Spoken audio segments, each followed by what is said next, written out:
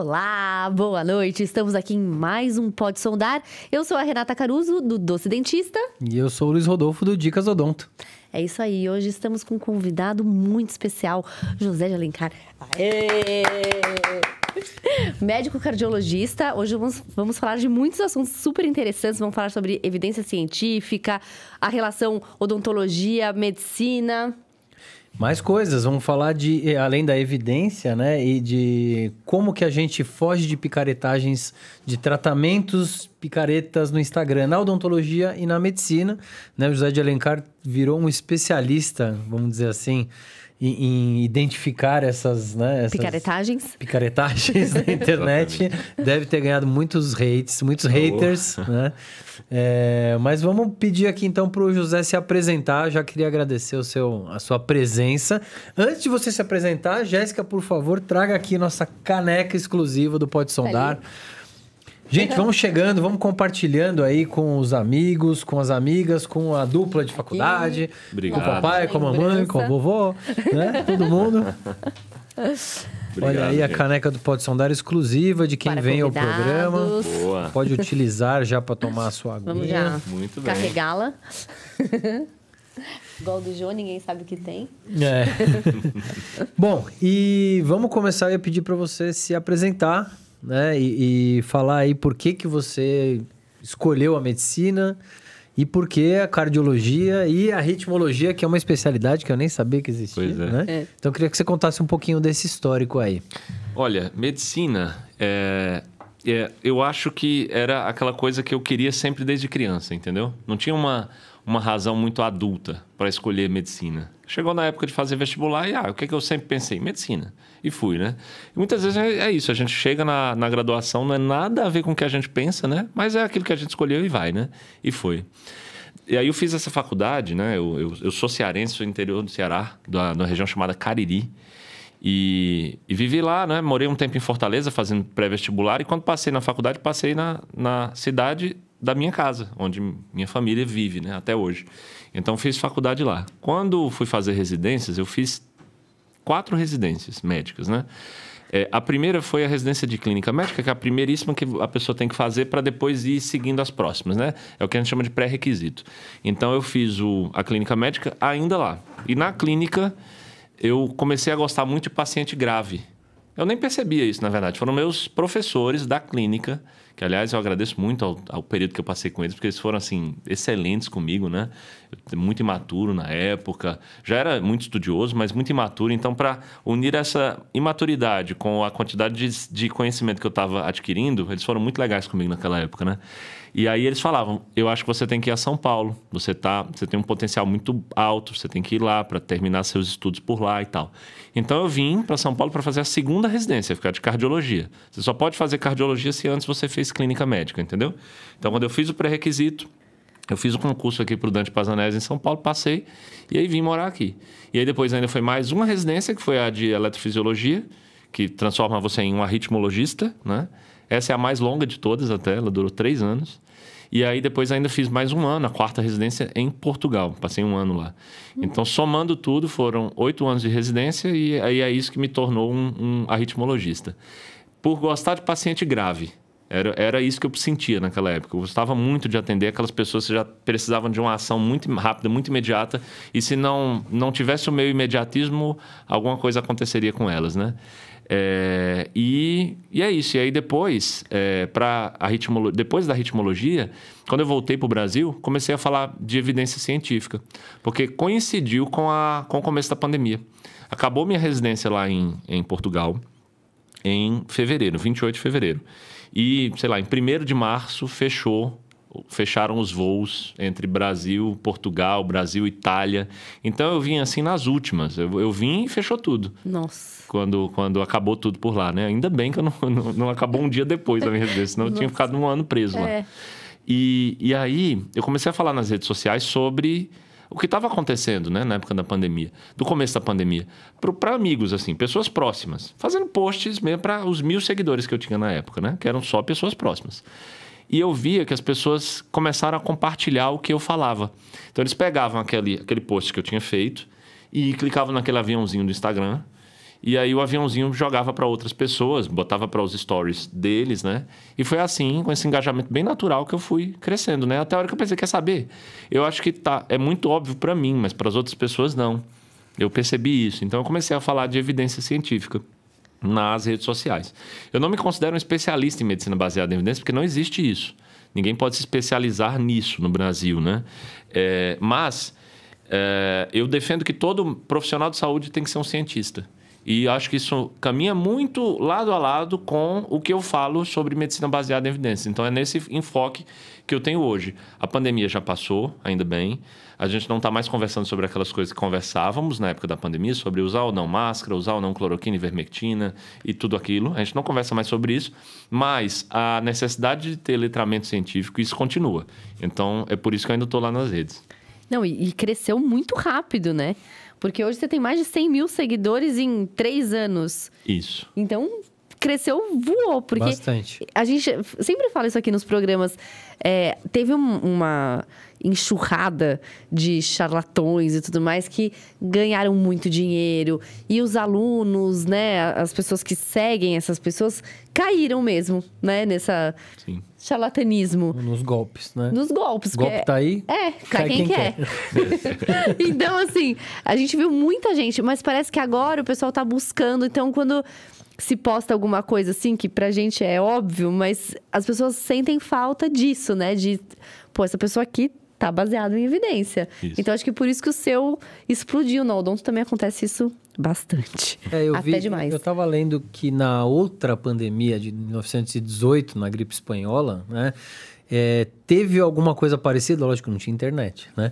Mas tinha alguma coisa parecida, e agora você acha que passando essa outra pandemia de 2020, você acha que esse reflexo da ciência, dos tratamentos, das coisas, você acha que a gente está vivendo o reflexo disso, dessa busca porque na pandemia ficou muito confuso e aí agora nós estamos tentando achar o nosso caminho de novo da evidência? Eu queria ter uma visão otimista sobre isso, mas infelizmente não. Porque eu acho que o problema é estrutural, entendeu?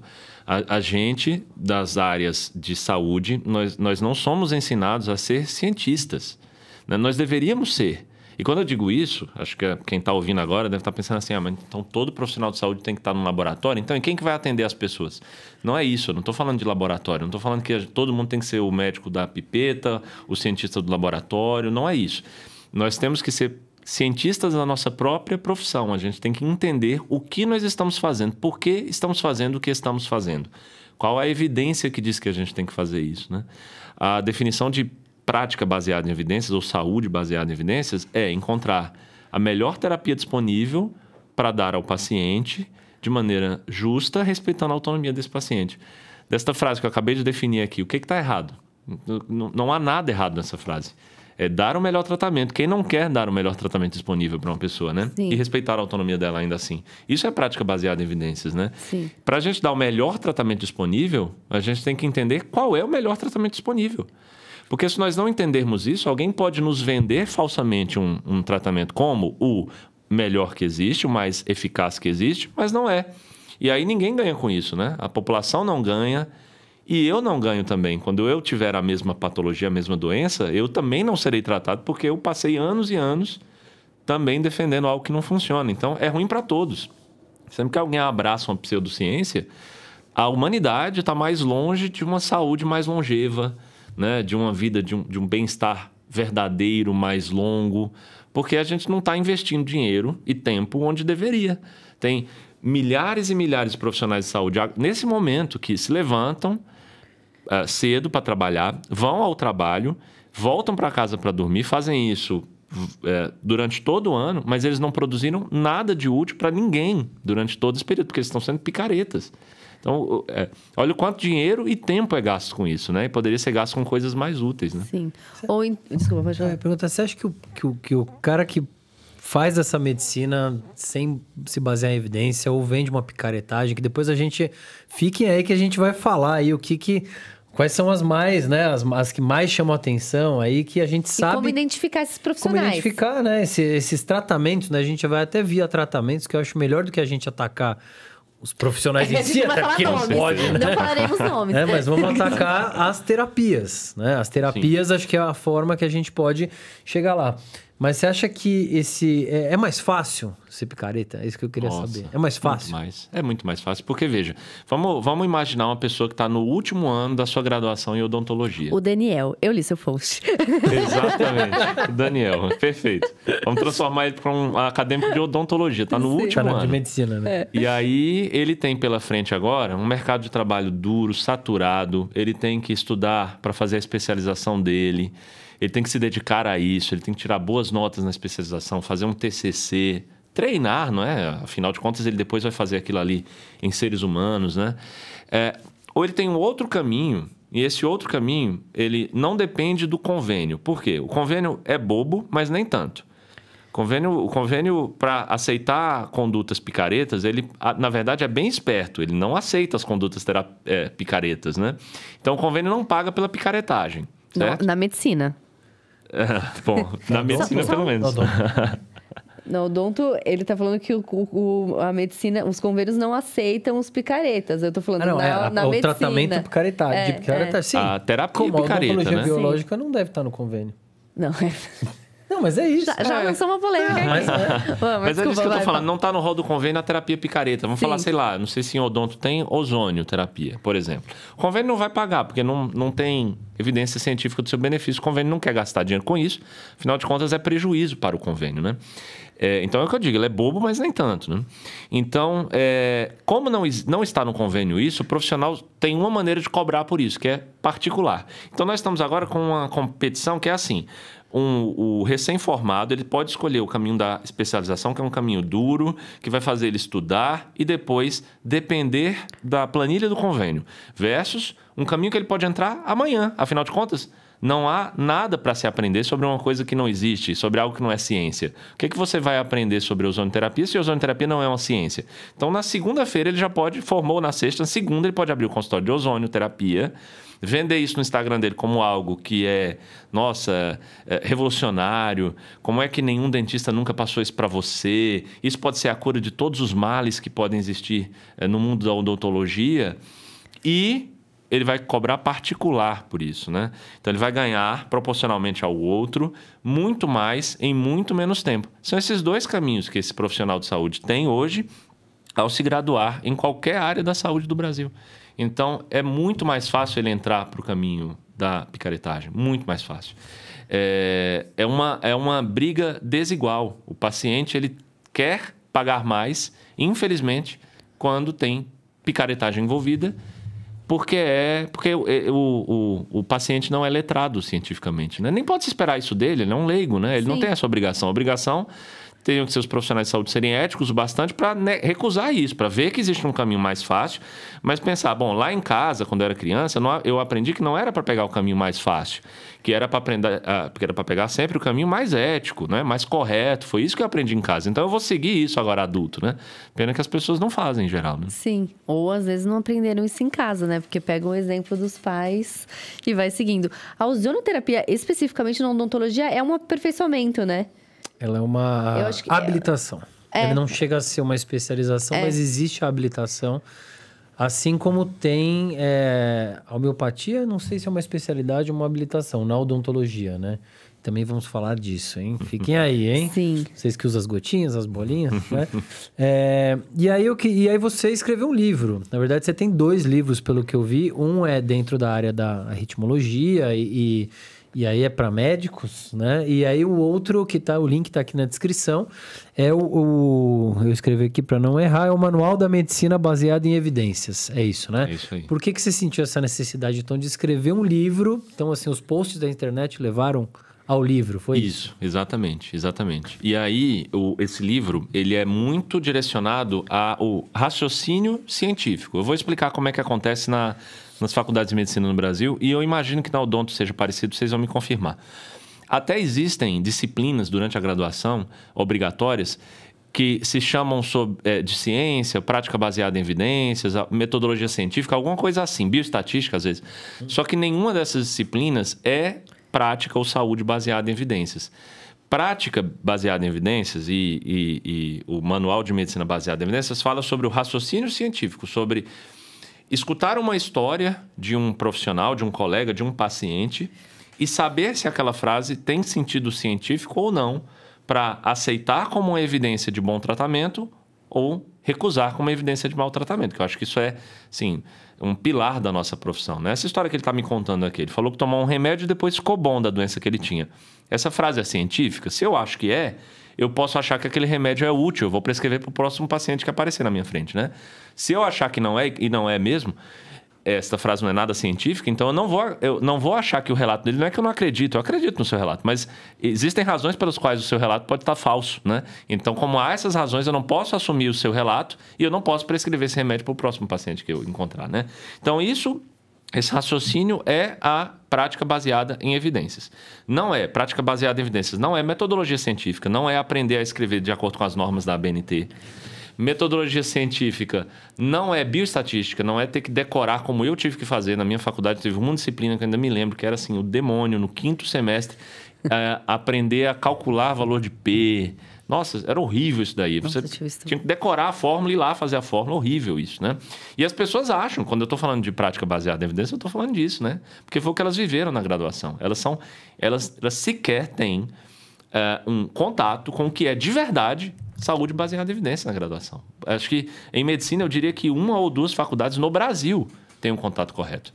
Então foi assim que eu pensei em escrever o manual de MBE, porque esse livro ele vai no raciocínio, né? Tanto que tem gente, eu li um comentário recente que fizeram no site da Amazon, que escreveram assim lá, estou tendo uma epifania lendo esse livro. Agora eu estou tendo uma outra visão sobre a minha própria saúde, sobre minha terapia, como é que eu interpreto tudo que eu faço. Porque eles nunca tiveram acesso ao que esse livro traz, né? A como interpretar isso, tá? Então, foi muito isso. Ele é bem científico. Ele é sobre como interpretar cientificamente a tua profissão. Ele tem um capítulo de bioestatística, só que eu fiz questão de eu escrever esse capítulo.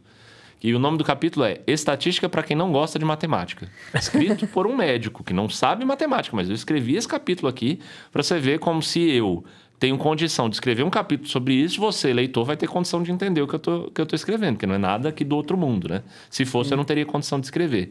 Então, a gente usa alguns conceitos muito pequenos, matemáticos, muito básicos mesmo, para partir para essa interpretação, né? E tem muita coisa que dá para aprender.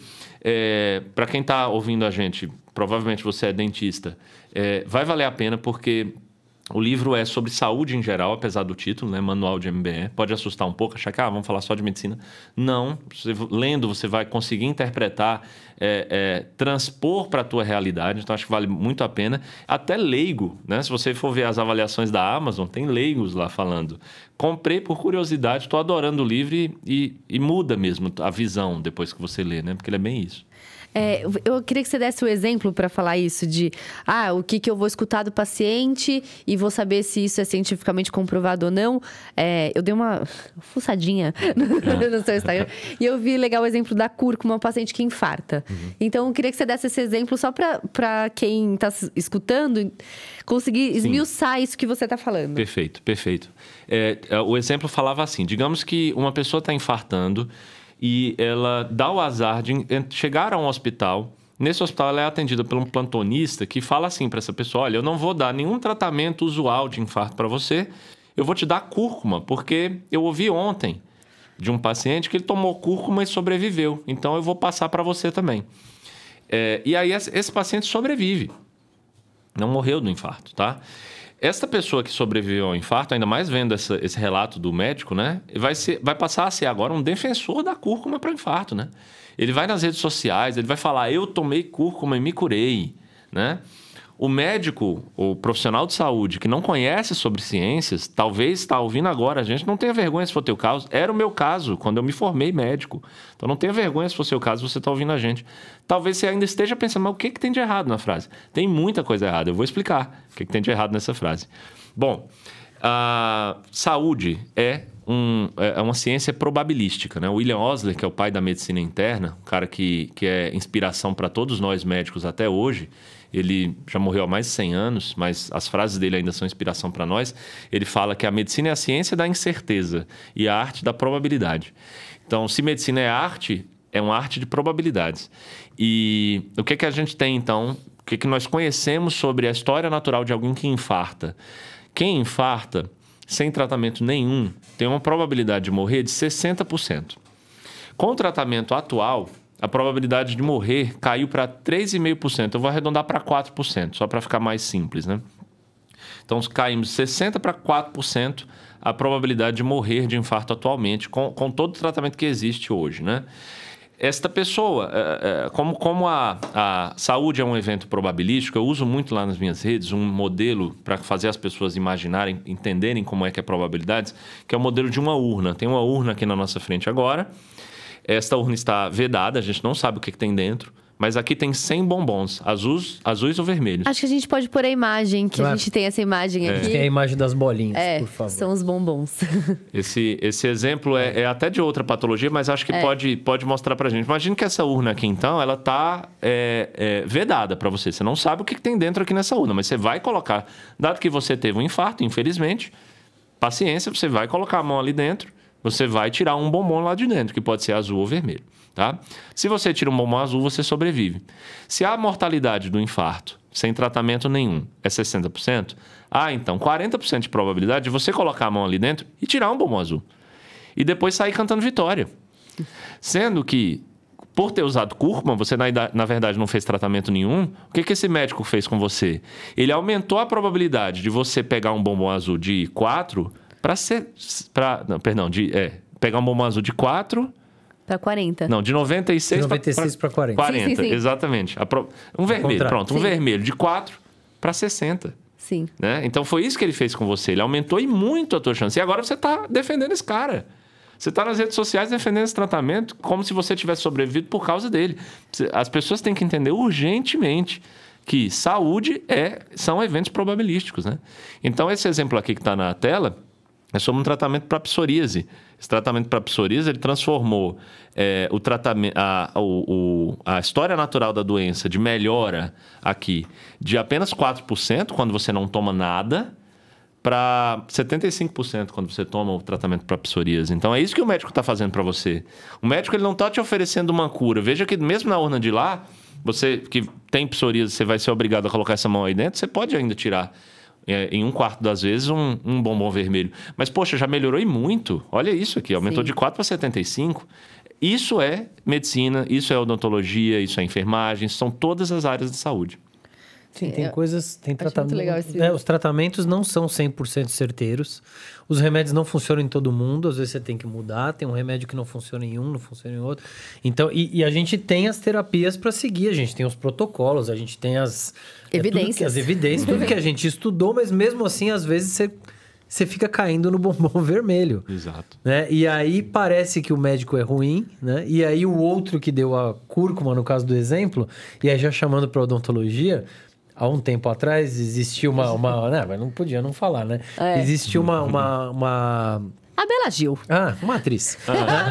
Atriz, cantora, nutricionista no caso, não sei se é ou não. Eu acho que ela não é nutri. Mas no programa que ela falava sobre coisa, ela falou para escovar os dentes com cúrcuma, que ela fazia isso com os dentes dela, com a família dela e tudo mais, que isso ajudaria a diminuir as inflamações e clarear o dente. Que não era para usar pasta de dente com flúor e era para usar joga a pasta de dente fora e usar a cúrcuma. Então a cúrcuma, aquele pozinho amarelo, usar para clarear os dentes. Então, assim, é um negócio tão surreal, mas quando é falado por uma pessoa que ela não tem autoridade, mas tem muitos seguidores. Sim. E tinha autoridade até tem até hoje. O que ela falar, o pessoal vai seguir, né?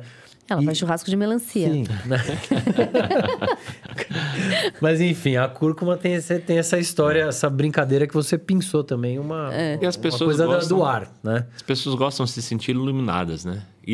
Elas gostam de se sentir diferentes, de ser eu o esperto da história. Todos os meus vizinhos não sabem disso, né? De tomar, de escovar os dentes com cúrcuma. Eu sou o iluminado que sabe disso. Nós somos um animal social, a gente gosta de estar em grupos, né?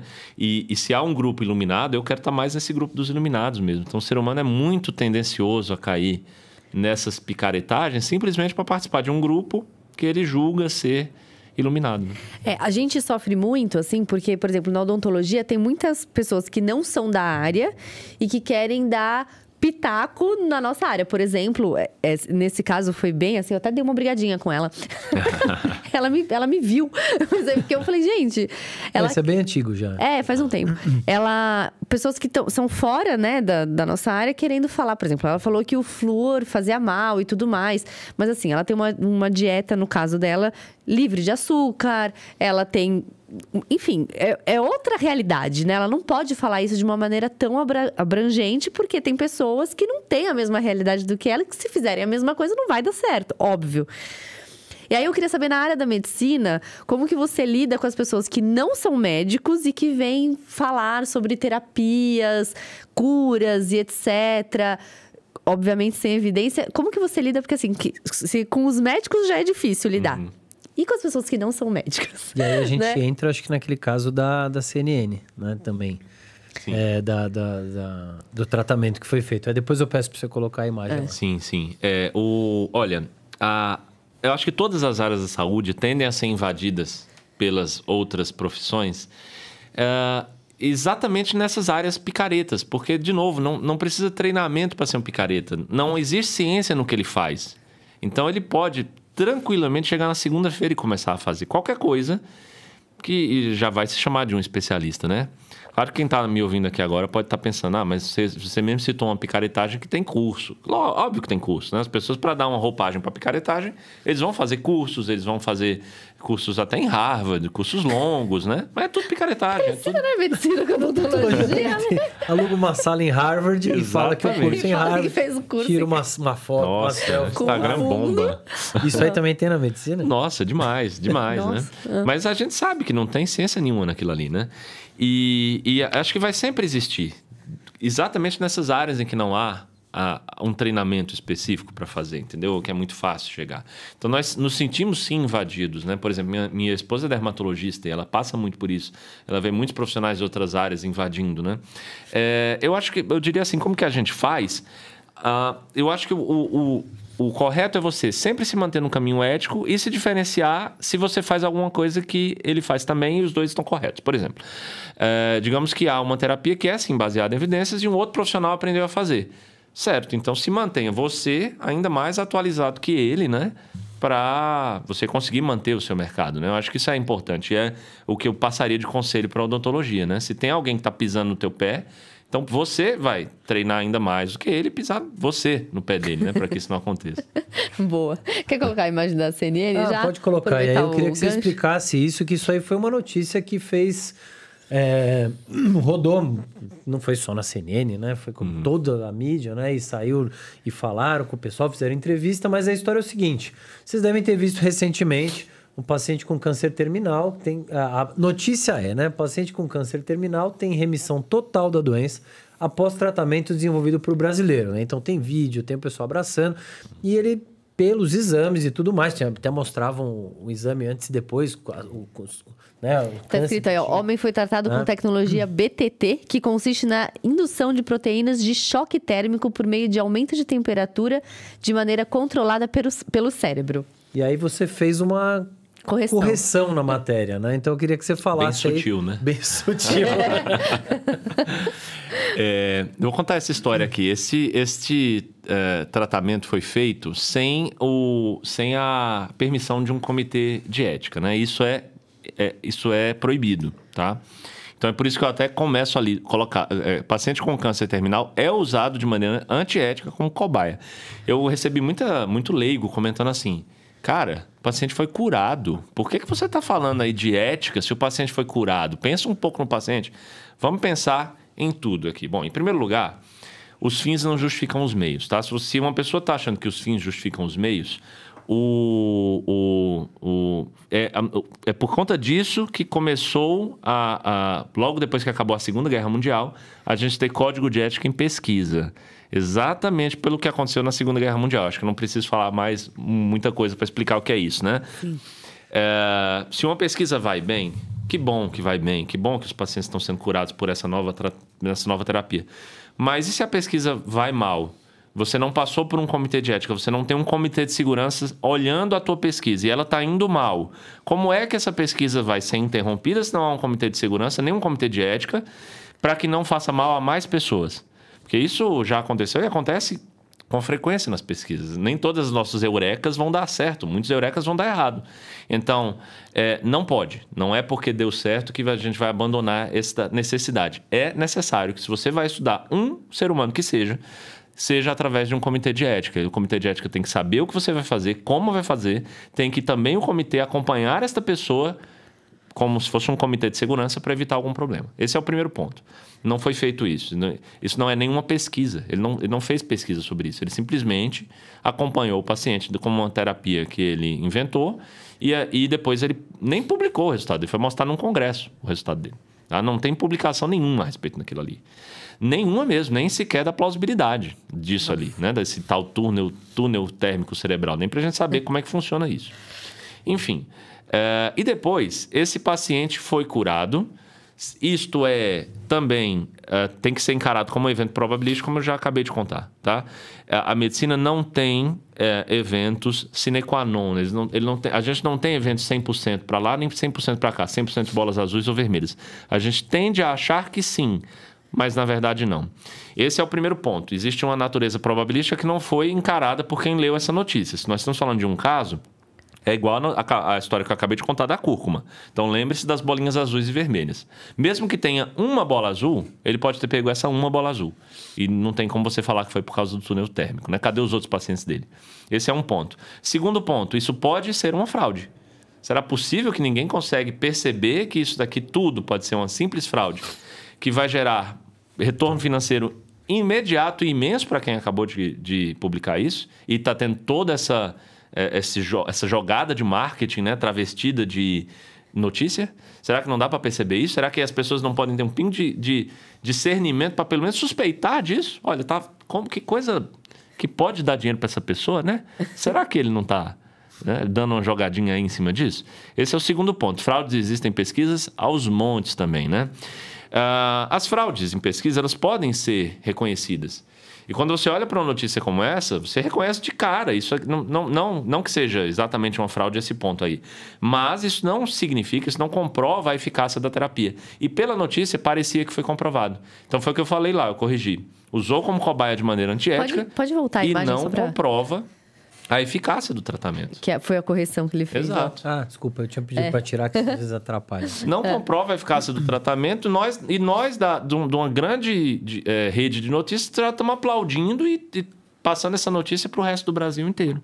Então, eu fiz essa correção, eu fiz até um post para explicar exatamente isso que a gente está conversando agora. Tem que passar por um comitê de ética e tem que ser estudado, porque nós já vimos isso no passado. Então, se vocês me dão licença, eu queria comentar o caso de um remédio chamado flecainida. Tá? Uhum. A flecainida é um antiarrítmico. Eu sou eletrofisiologista, arritmologista, então eu posso falar muito bem desse tratamento, porque eu já vivi esse tratamento quando morava em Portugal. Ainda é vendido esse remédio, que aqui no Brasil não, mas lá é para outras arritmias. Olha a história da flecainida, é assim. Lá na década de 80, esse fármaco foi descoberto, começou a ser vendido como antiarrítmico e ele era muito potente, muito mais potente que os que a gente tem no mercado hoje. São a famosa mildarona, alguém deve conhecer essa mildarona. Existia essa flecainida nessa época, potentíssimo. A história é a seguinte: quem tem infarto, depois do infarto, esta pessoa, se ela tiver arritmias ventriculares, essas arritmias ventriculares são chamadas por nós arritmologistas de malignas. Malignas porque elas aumentam o risco dessa pessoa morrer das arritmias ventriculares, né? Algo que não existe em quem nunca infartou. Quem nunca infartou tem arritmias ventriculares, elas são ditas benignas, tá? Não levarão elas à morte, né? Não diretamente. As malignas, sim, diretamente. E a flecainida é um antiarrítmico muito potente. E tão potente que era visível a olho nu o seu benefício, né? Como? A gente tinha um Holter de um paciente. Holter, para quem não sabe, é um eletrocardiograma, só que ele dura um dia inteiro. O paciente vai para casa com o Holter e volta no outro dia para tirar. E aí, sem flecainida, sei lá, milhares de arritmias num dia, em 24 horas, com flecainida, 0. E dava mesmo para fazer essa relação causal, porque eram pacientes que não tinham muito tratamento nenhum e agora com a flecainida tinham. E ia a 0 as arritmias ventriculares malignas, né? Estamos, portanto, falando de um tratamento que funciona. Não tô nem falando aquilo ali é mais baixo ainda, tá? Aquilo ali a gente não sabe nem se funciona. Não sabe nem se realmente era um câncer terminal. E o que é? Não sabe nada. O que é Existe, o que é, nada. O que eu tô falando aqui, a gente tá num nível muito superior a esse. É um tratamento que, para arritmias ventriculares, funciona. E se Isso quem tinha tá nos pesquisa, ouvindo... né? Tinha pesquisa para as tinha. arritmias ventriculares, sim. E se para quem está ouvindo a gente ainda está pensando, mas aonde essa história vai? Como é que isso pode ser ruim? Calma que eu vou contar, olha aí. Quem tem pensamento científico tem que pensar agora o seguinte, depois que eu contar essa história toda, tem que pensar assim, tá, você está falando do Holter, mas e o paciente? Porque o paciente é o destino final das nossas terapias. A gente tem que fazer uma coisa não pelo Holter dele, mas pela pessoa. E o paciente, como é que fica? Essa é a próxima pergunta científica que você tem que fazer. Pois é, e o paciente? Ninguém sabia. Não havia esse dado. Havia o dado sobre o Holter, sobre o paciente não. E aí, alguns pesquisadores fizeram essa pergunta científica lá na década de 80 e começaram a tentar colocar esses pacientes em uma pesquisa para saber, tudo bem, eu sei que o Holter fica bom, mas como é que fica o paciente, né? Os efeitos colaterais, né, no caso. Efeitos colaterais e desfechos clínicos. Calma, eu vou contar. Olha o que vai acontecer. Na década de 80, esses pesquisadores de um task force chamado CAST tiveram dificuldades. Eles chegavam até os cardiologistas e falavam, você tem paciente usando flecainida porque teve infarto? Então, deixa eu colocar ele num estudo científico para ver o que acontece. A gente vai testar flecainida versus placebo. Então, a gente vai ver o que... Aí o cardiologista fala, placebo, você tá louco? Se a flecainida é tão boa... Olha aqui, a flecainida na nossa cara está mostrando que é boa. Como é que você vai correr o risco do paciente entrar no grupo placebo? O pessoal do CAST tinha razão. Tinha que colocar mesmo para ser testado contra placebo, porque a parte mais importante da pergunta ainda não havia sido respondida. A gente não sabia se a flecainida era boa clinicamente. Clinicamente significa isso, para o paciente, né? Não sabíamos disso. Demorou pra caramba, eles acho que foram 6 anos só para selecionar os pacientes, coisa que eles tinham que fazer em 1 ano de cronograma, demoraram 6. E aí, em 89, são publicados os resultados preliminares. A flecainida estava aumentando a probabilidade das pessoas morrerem. A flecainida estava matando os pacientes. Ela limpava, sim, o Holter, mas por outra via, ela estava matando os pacientes. E como que os cardiologistas da época não percebiam? Porque eles pensavam o seguinte, bom, morreu de outra coisa, de arritmia não foi. Porque a arritmia está zerada no Holter. Então, é a falta do pensamento científico, você não saber que pergunta fazer no momento certo para entender qual a próxima evidência que você precisa para tratar do seu paciente, leva a isso. Esse é um problema que eu chamo de mecanicismo demais. As pessoas confiaram muito no mecanismo da droga e não foram atrás das evidências clínicas. No final, como ela aumentava o risco absoluto dessas pessoas morrerem em 4%, significa que havia, na urna de probabilidades, 4 bolinhas vermelhas a mais para quem tomava flecainida. Parece pouca coisa, né? 4%. Só que 4% significa que a cada 100 pessoas que tomarem flecainida, 4 vão morrer por causa da flecainida. Que antes havia, 5 bolinhas vermelhas, agora tem 9. Então, 5 morriam sem flecainida. Morriam porque morriam. Agora 9 morrem. Então, esse excesso de mortes foi causado pela flecainida. 4 a mais. Significa que de 25 pacientes, 1 morre. E aí, quando foi visto, quando os CPFs americanos compraram flecainida nos Estados Unidos só na década de 80, a gente tem números gritantes do que se chama do maior desastre farmacológico da história do mundo. Nossa. Foram mais de 250 mil pessoas mortas só por causa da flecainida. Quando você vê que de cada 25, 1 morria, foram 250 mil mortes só na década de 80 por causa da flecainida. Ainda bem que fizeram a pergunta certa, então. Porque se não tivessem feito essa pergunta naquela época, até hoje a flecainida estava aí. Então, na década de 90, seriam mais 250 mil. Na década de 2000, mais e assim vai. Então, é para isso que existe a ciência. É para a gente fazer a pergunta certa na hora certa. É para a gente olhar para uma notícia como aquela, que parece muito boa, e dizer, calma lá, não é assim não, desculpa. Eu gostaria que fosse. Como seria bom se existisse um tratamento que cura um câncer em estágio terminal como aquele ali. Como se não existisse, né? Porque existem. Mas, enfim. Mas não é assim. Existe um tratamento para câncer? Para muitos cânceres já existe tratamento, com certeza. Não, você quer falar estágio terminal. É que ali você entra no coisa. Então, foi um erro de diagnóstico ou foi uma imagem diferente? Ou foi um tratamento que ele fez prévio que a longo prazo melhorou e aí calhou com Chama-se co-intervenção. Essa última isso que as hipóteses você começa a pensar. Exatamente. Porque melhorou. Exatamente. Aconteceu. Né? E aí se ele será remunerado pelo serviço que ele paga, você também tem que colocar aí nesta hipótese a fraude. É óbvio, porque se isso der certo, ele vai ganhar dinheiro com isso. Então, você tem que parar um pouquinho para pensar. Agora, não é nem ser cientista, seja um pouquinho fofoqueiro. Né? Pensa um pouquinho assim, se fosse eu, cara, eu queria mais era que isso desse certo aí, porque eu vou ganhar muito mais, então. Né? Então, tem que pensar nisso também. Quando a gente vai fazer mestrado, nosso orientador, ele pergunta pra gente, não é o que você quer pesquisar, é qual a pergunta que você tem. Eu lembro que a minha orientadora, ela falou, qual a pergunta que você quer responder? É legal isso na hora de você pensar, porque, eu quero pesquisar sobre a resina, né?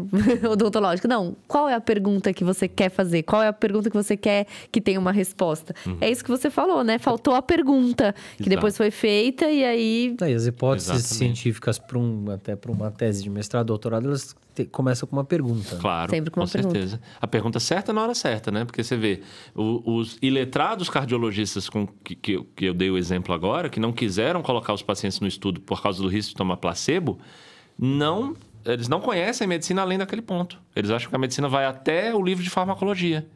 Então, eles não conhecem o que vai além disso, que é a prática baseada em evidências. O que é que vem depois da farmacologia, da fisiopatologia, das ciências básicas? As ciências avançadas, a ciência, a evidência científica. Então, a essas pessoas iletradas, como faltou esse pensamento, está aí 1 década e podia estar até hoje. Eu faço até uma pergunta para os meus alunos de medicina, né? Que é meio que para provocar, né?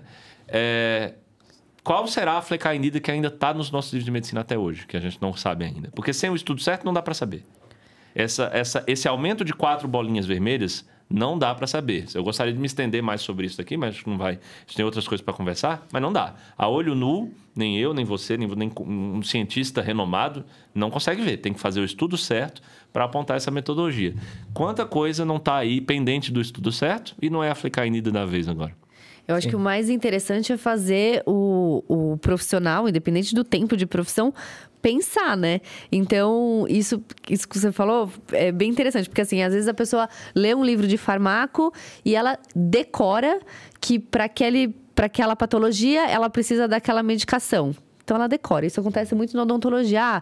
Ele tem não sei o quê, eu vou dar amoxicilina. Mas... o porquê que você está dando, né? Mas o paciente teve essa reação. Por que ele teve essa reação?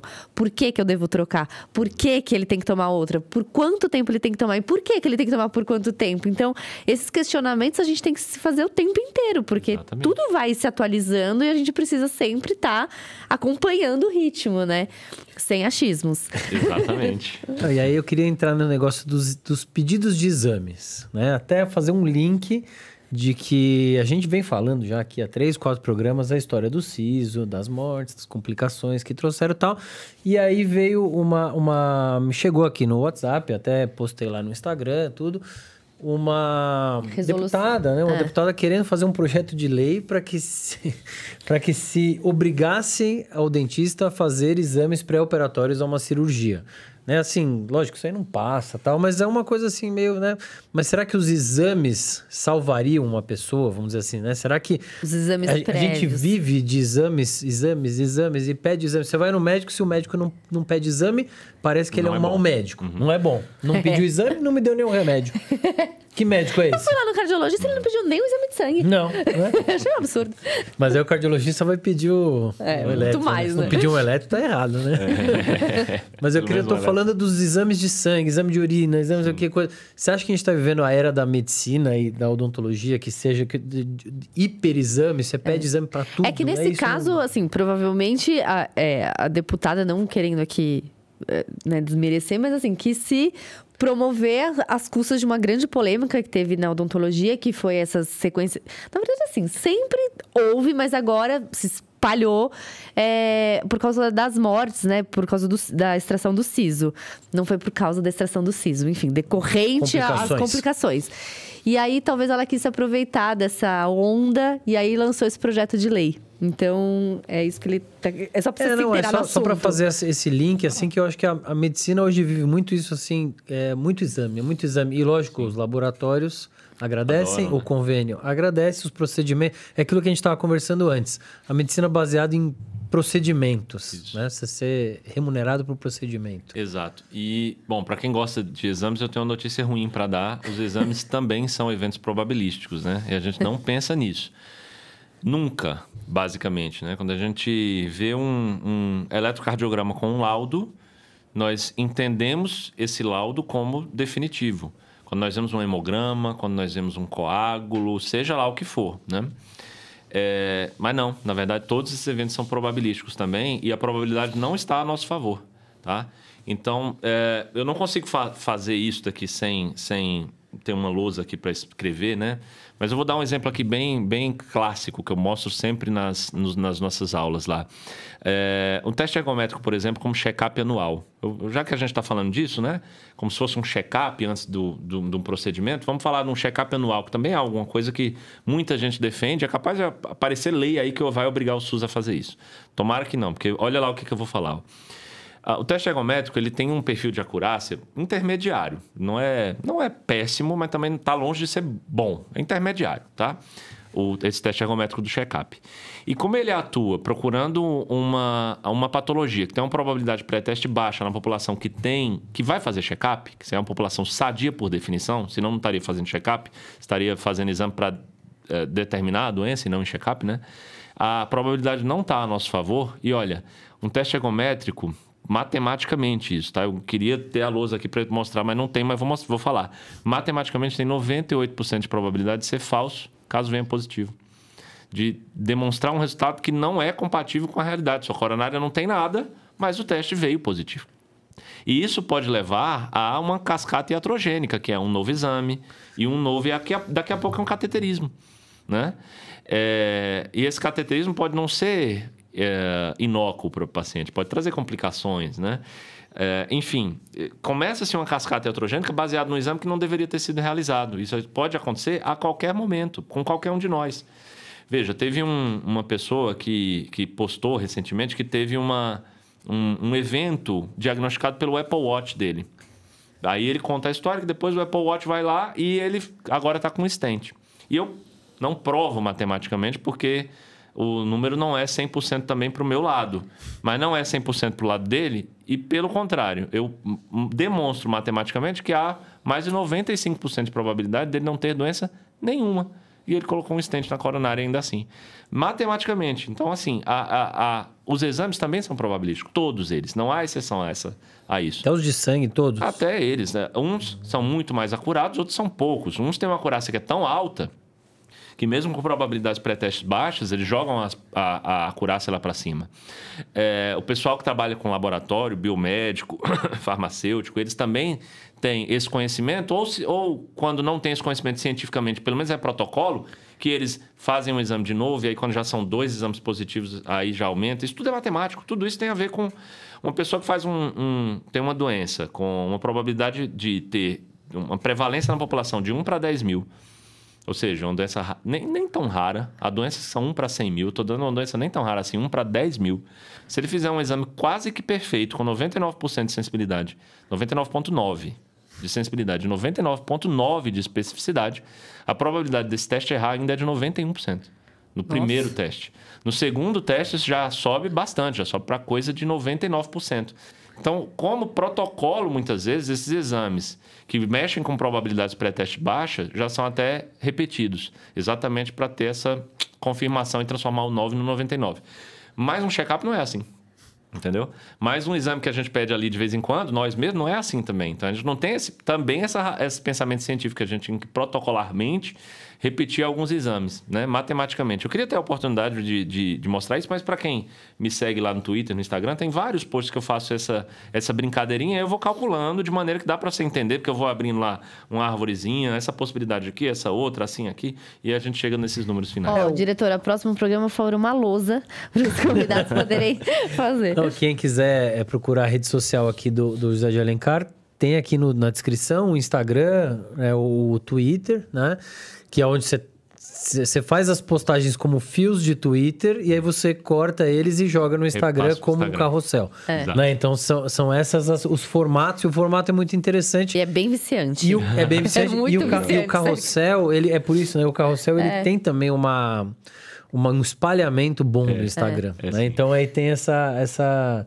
Não, e aí as pessoas vão passando pros amigos. Pô, eu só queria te pedir para você concluir assim para o paciente que passa A gente tem todo esse conhecimento de que exames são probabilísticos, o médico pede muitos exames. Isso aí confunde a cabeça do médico e por isso que chama exames complementares. Né?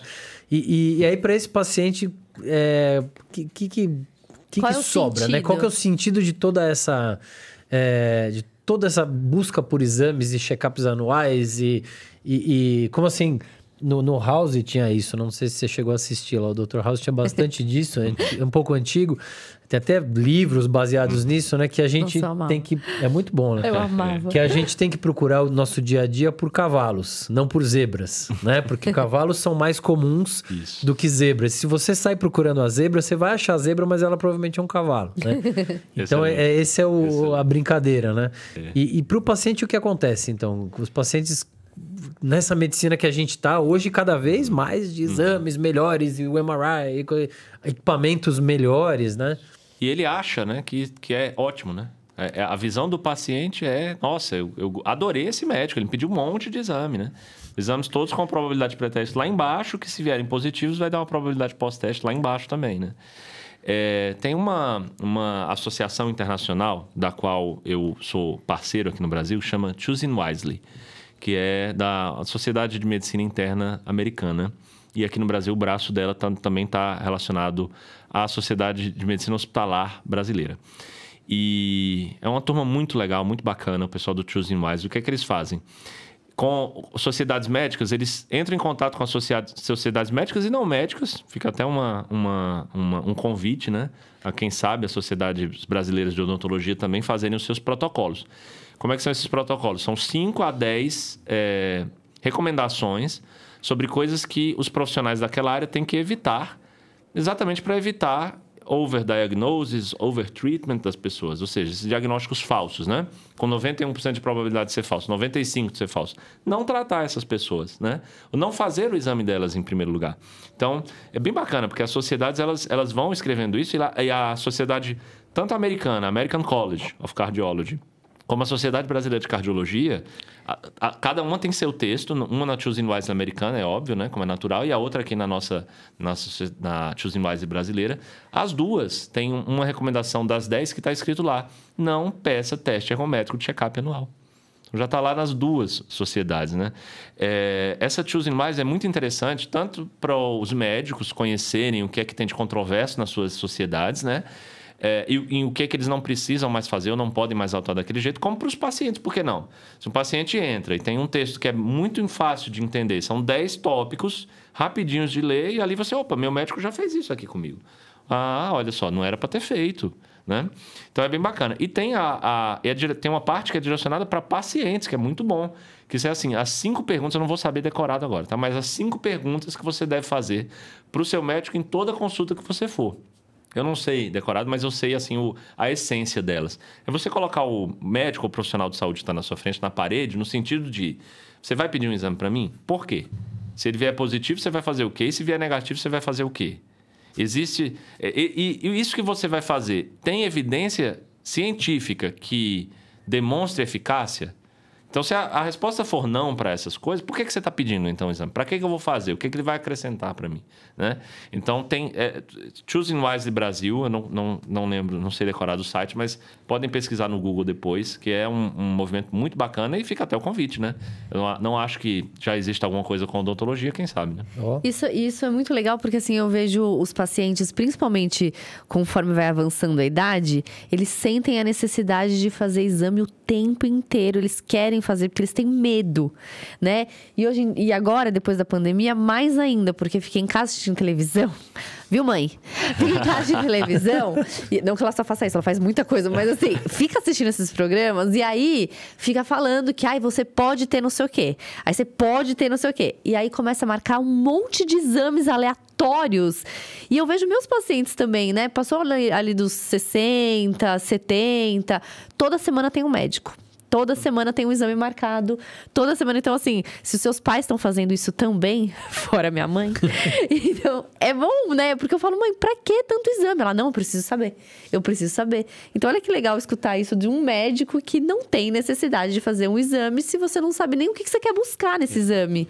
Né? A gente já tem tecnologia, teoricamente, Para entrar num PET scan, no MRI, sei o quê, e fazer uma vez ao ano, a gente fazer, né? Um saudável. Não fala isso. Não, que as mas eu tô pessoas falando assim, mas não dá para fazer, porque você não faz Exato. exames sem um sinal, um sintoma. Panorâmica, radiografia panorâmica para todo mundo, não devia fazer. Aí, falei, não devia fazer, porque você começa a achar coisas e começa... E aí você faz o overexame, o própria mínima intervenção que a gente conversou aqui com o Parato é isso. Você fala assim, eu vou tirar uma radiografia para quê? É para um aparelho, é para um siso. Tô procurando. Agora não, o paciente sentou aí, faz uma panorâmica. Agora eu abro a panorâmica e vou caçar coisa. Deixa eu ver se tem alguma coisa aqui. Esse tipo de tratamento é o contrário, é o exame vindo na frente da propedêutica, da parte de avaliação, né, do consultório. E quem garante que o que você vai encontrar é importante? Eu vou falar de overtreatment aqui rapidinho, já que a gente comentou sobre isso. Se puder colocar na tela aqui aquelas Vamos fazer o seguinte, vamos só entrar o nosso patrocinador, que ela já está pedindo lá. Gente, o nosso patrocinador de hoje é a Cooser, e de vários programas até o final do ano, e de alguns programas para trás. Essa empresa maravilhosa que fechou o patrocínio com a gente. E hoje vocês vão assistir um vídeo sobre os dentes da Cooser. Então, pode mandar bala aí. Olá, aqui é a Beatriz Vieira, eu sou técnica em prótese dentária e sou especialista em prótese total e protocolo acrílico. E hoje eu estou aqui para falar sobre os dentes Delara. O Delara é a linha de dentes acrílicos da Cooser à base da matriz PMMA, que é polimetilmetacrilato. Ele tem ligações altamente cruzadas, né? E ele é indicado para confecções de próteses totais, próteses protocolos, próteses removíveis, protocolos sobre implantes e próteses provisórias. Ele tem o sistema de produção dele que é Incomp, que ele usa a tecnologia de injeção e compressão. É uma tecnologia alemã e a Cooser tem expertise no processo de produção. Então, menos riscos de fratura, menos tendência a bolhas, menos porosidades, né? Mais resistência, mais estética. Ele tem a contração também mais controlada. Ele é produzido com a tecnologia CAD/CAM. Então isso significa que os dentes são iguais. Ele tem o engrenamento das cúspides perfeitas, o encaixe dos dentes perfeitos.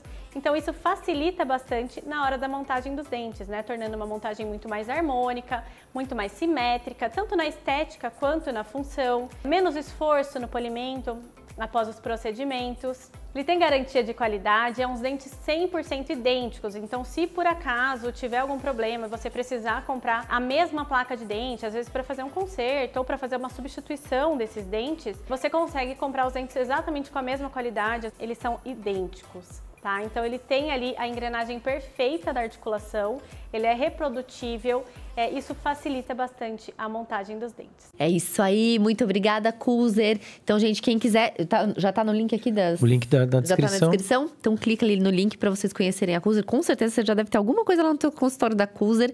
Entra aqui no link e conheça. Vamos lá, seguindo aqui ao nosso bate-papo.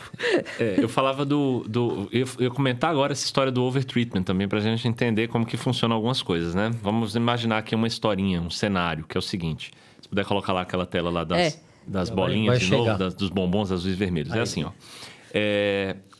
Imagina que uma pessoa fez uma ressonância de corpo inteiro e encontrou um câncer, sei lá, em algum órgão, falei aqui, fígado, pronto. Este câncer, ele pode ser, claro, um câncer agressivo, ele pode ser também um câncer indolente, a depender de alguns fatores, né? Se ele for um câncer indolente, então o que significa câncer indolente? É um câncer cujo crescimento vai ser muito lento e nunca vai, até a morte desse indivíduo, gerar um problema grave, que aquele câncer vai levar a algum problema importante. Essa pessoa vai morrer de outra coisa. Afinal, é isso, né? Isso se chama câncer indolente, tá? Mas quando se faz uma ressonância de corpo inteiro, o câncer indolente pode ser encontrado e a gente não sabe que é indolente mesmo, porque afinal de contas é uma coisa que vai ser para o futuro.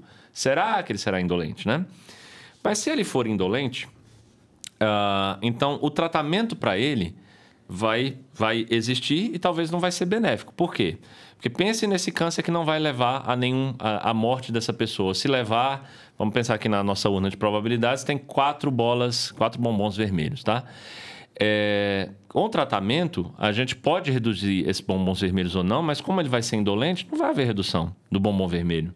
Porque o câncer é indolente. Ainda assim, o tratamento existiu. Então, isso é overtreatment. É você tratar algo que até o final da vida dessa pessoa não faria efeito. Mas veja como foi que eu conjuguei esse verbo, não faria efeito, né? Como a gente não consegue prever o futuro, e como a pessoa que passou pelo tratamento não consegue imaginar o que foi da sua vida quando ela não fez o tratamento, veja, isso que eu acabei de falar é o viés da ausência do pensamento contrafactual. Fui eu que descrevi esse viés na literatura, né? A gente não consegue pensar no e se eu não tivesse tratado? Então, ela pensa que ela é uma sobrevivente dessa terapia. E quem recebe overdiagnosis, quem recebe overtreatment, não sabe que recebeu. Então, deve ter muita gente pensando agora, esse cara está falando aí um monte de coisa, mas eu já fiz exame, o exame mostrou que tinha tal doença, eu tratei, estou aqui vivo agora comentando aqui no YouTube. Quem passou por overdiagnosis e overtreatment não sabe. A única maneira de saber é construindo essas urnas aqui, né? Com estudos probabilísticos para tentar determinar isso. Isso que é overtreatment. Nossa, que louco. Tem umas coisas que a gente fica pensando, né? Aí eu fico pensando, mas e se não for? E se for um câncer maligno? Né? Porque o problema é quando a pessoa tem a doença, é aquela história assim, eu vou tentar de tudo. Se a cúrcuma vai curar, eu vou fazer o chá de picão, vou com a cúrcuma, vou fazer tudo. Né? Tudo até o que levou a terapias malucas e a pessoa às vezes sobrevive, porque ela pegou a bolinha azul. E aí ela vai achar que o problema, que a terapia que não é uma terapia científica funcionou. Mas se não for uma bolinha azul, você tem que pensar assim, colocando populacionalmente essas pessoas todas que têm alguma massa no fígado encontradas por uma ressonância ou não, que não fizeram esse exame, mas quem tem massa no fígado em geral, se populacionalmente fizer sentido o tratamento, se populacionalmente você conseguir demonstrar que diminui de 5 bolas vermelhas para 4, que seja, pronto, beleza. Esse tratamento é indicado. E o José Alencar já vai passar a defender esse tratamento também, tá? Entendi. O José Alencar não está aqui recusando qualquer tratamento. Pelo contrário,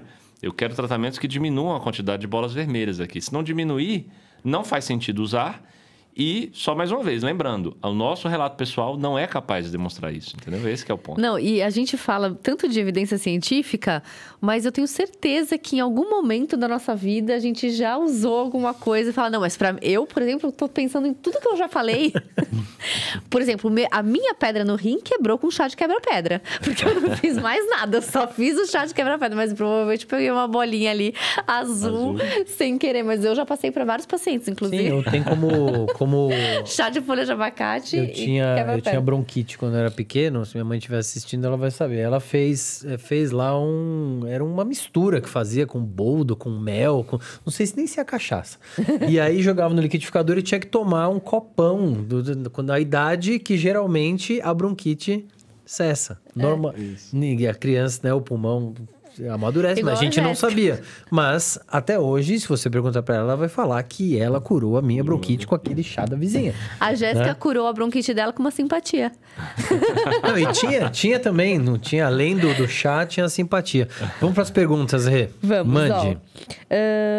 Calma, tinha uma aqui da Marta que tava legal.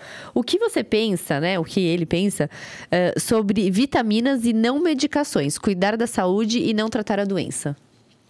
Esse se chama medicina preventiva. Isso é perfeito, isso é excelente, né? Parece que também a gente tem que ter muito cuidado com o que fala quando a gente vem aqui falar um pouco mais sobre letramento científico e integridade científica, porque por muito pouco isso não se parece com um discurso muito pró-Big Pharma, né? Ou muito anti uma medicina preventiva, né? Ora, eu acabei de falar que não é para fazer check-up, então alguém pode entender como então não é para se prevenir de nada. Não é isso, né?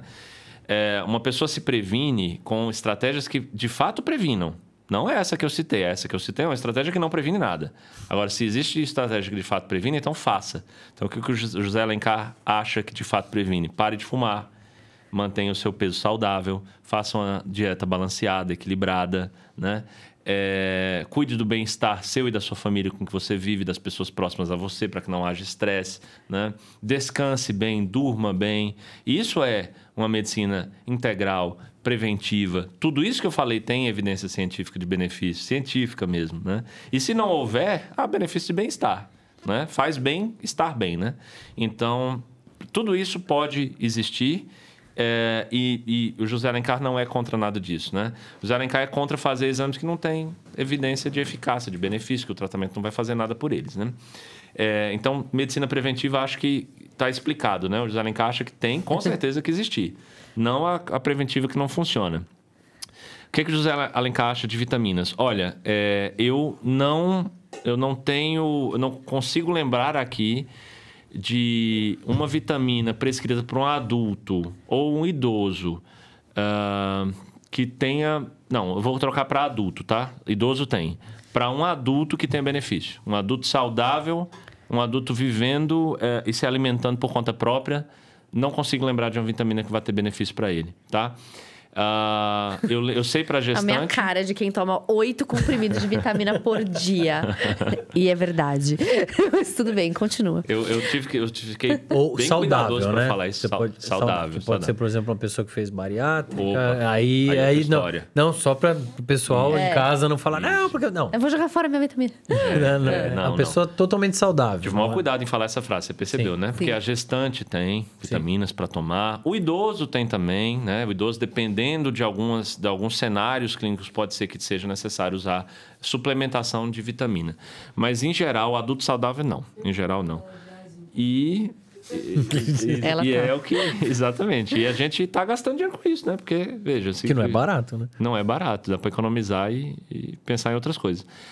Então, esse é meu pensamento. A gente tem que ver o que tem eficácia de tratamento. Então...